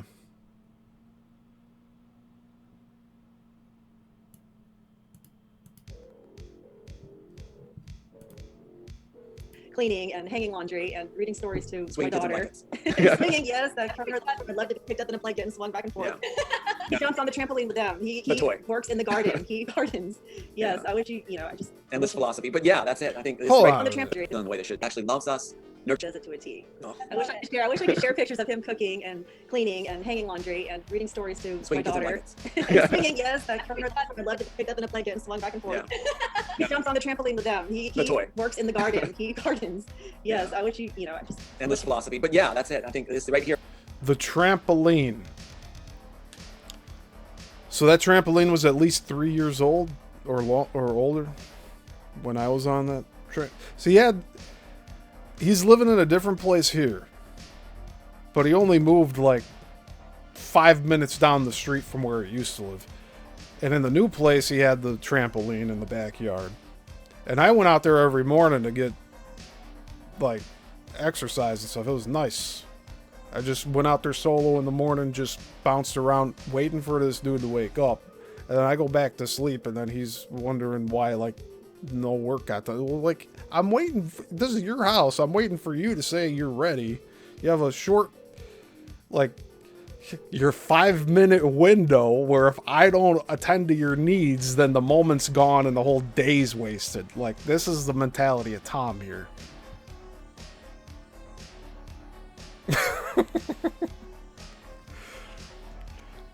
Frankie D says, what is he, Mr. Mom? Yeah. I'm sure that's what's in his head. We have an example of femininity and masculinity the way it's supposed to be, and I that's what we need. Hollywood didn't want that out. They want to mix everything up and make it into a mud pile. And they've really gotten it twisted now. And so tell people where they can donate. Tell them where they can reach you, where they can reach Angela. Go ahead and take your time too. Go ahead. So our webpage, when you log onto it, a screen pops up and with our PayPal account, and I believe we let them know on there, if you donate to our to our work, we're going to give you credit. We're going to thank you in the credits unless you tell us not to. What credits? For what material? Where will my name be credited if I gave money to this asshole?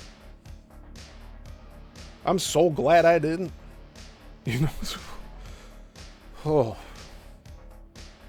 I want to swear so much right now. And then, I always send out a thank you email, let them know, and that we will give them a thank you, the credits when we find our original work made.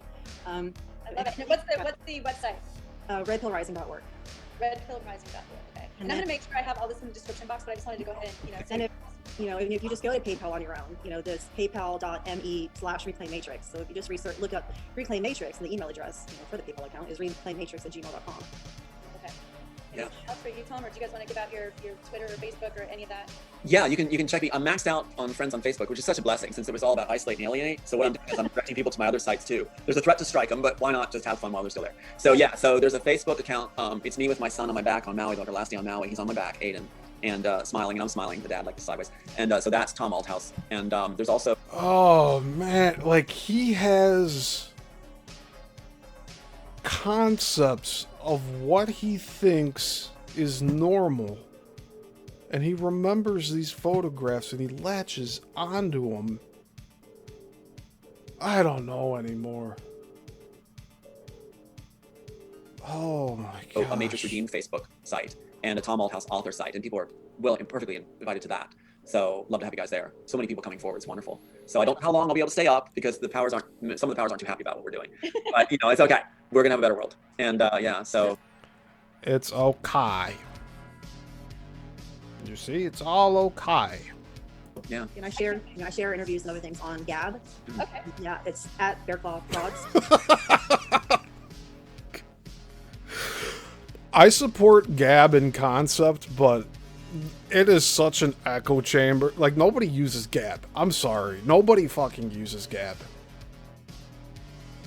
Tell me here if anybody watching uses Gab. I have an account. I have like 2 accounts. I have a personal account and the Yissilmissil account. Never any reach on that platform.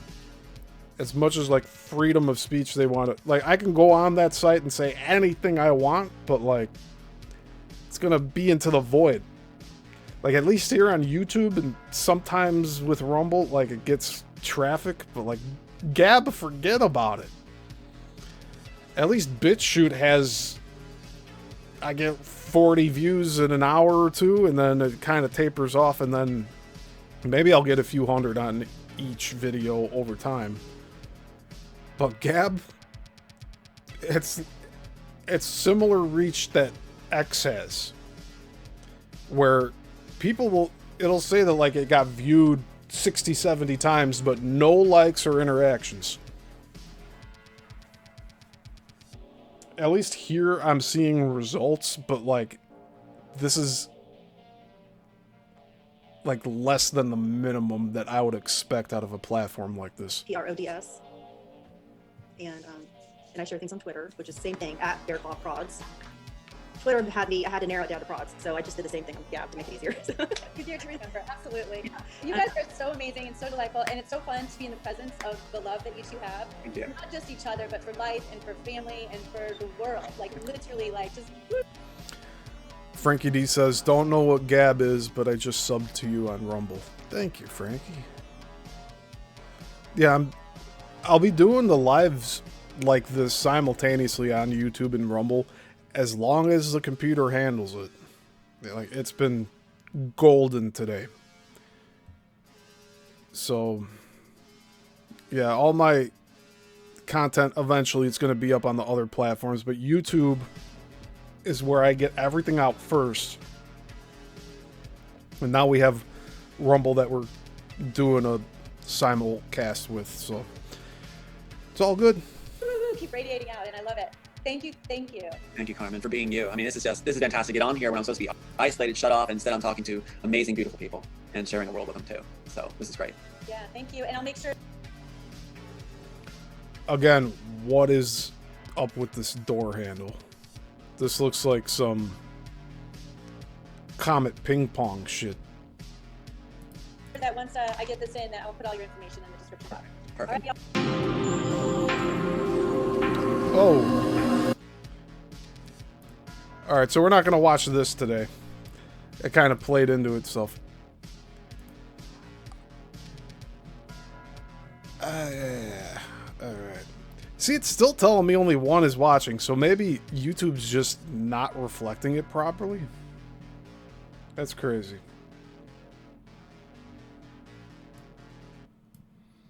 Alright, now's a good time. So, I am very tired. As I said before, I didn't get any sleep last night. Not that I was stressing over anything, I was just trying to get work done, and it's just never ending here.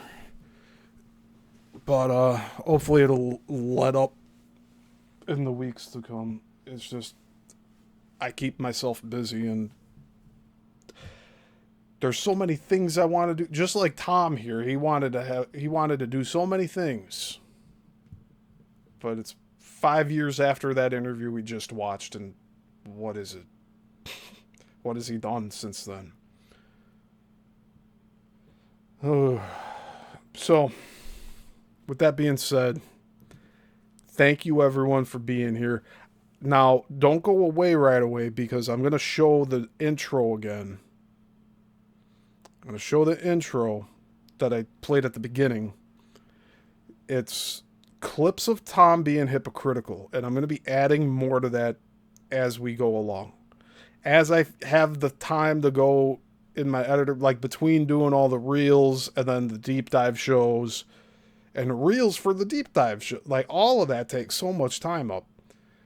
But in between, when I do have time to work on this show's intro, because it really doesn't have one, this is what the show is going to have an intro as going forward. So I'll sign off here, and then I will play that for all your viewing pleasure, and then that'll be the end of the stream. So I won't be coming back after this. So thank you all again for being here. We are seeking truth in film and politics, and we got caught up in a shyster. So, whatever. Until the next one. We're gonna get you, Tom. You're not gonna be able to do this charade for much longer. Until the next one. Class dismissed. I'm not out to put anybody down. No one. I don't want to be drawn into so-and-so, and he's putting down so-and-so. No, I don't have time for that. People like myself, we're quick to forgive, we're quick to embrace. We'll be like, somebody says, I'm sorry for, you got me. Let's celebrate. That's how we are. Instantly forgive. This has got to stop. This garbage of false glory has got to stop, and I'm tired of it. Let's stop being turned on each other. And let's stop looking for ways to accuse each other of turning on each other. And let's start lifting each other. And we've got this. Those 14 other screenplays going on 15 that I have is for the new world order, new world that is our people. Yeah. So I am presenting my dear. This is a big mistake because she's already got a huge ego. I do not have a huge ego. You're feeding the beast. I don't have a huge ego. I have a huge sense of. This is the birthday Oh, present God. I gotta Billy, film right? this. Oh, I And love so it. it goes to who I consider should be honorary Queen of the World for your courage, Thank you. brilliance, beauty, compassion, divine feminine, and never say no. Thank you, baby. There you are. I so appreciate You have that. earned that, Mother. Of course, You I are. remember when I was whatever running his for name is. president as a socialist, and I'd go out there and I'd say, socialism is the only thing that can save America. Yeah, if I'm a fraud, bring it on. Let's do it. Come on, it'll be easy to debunk if I'm a fraud.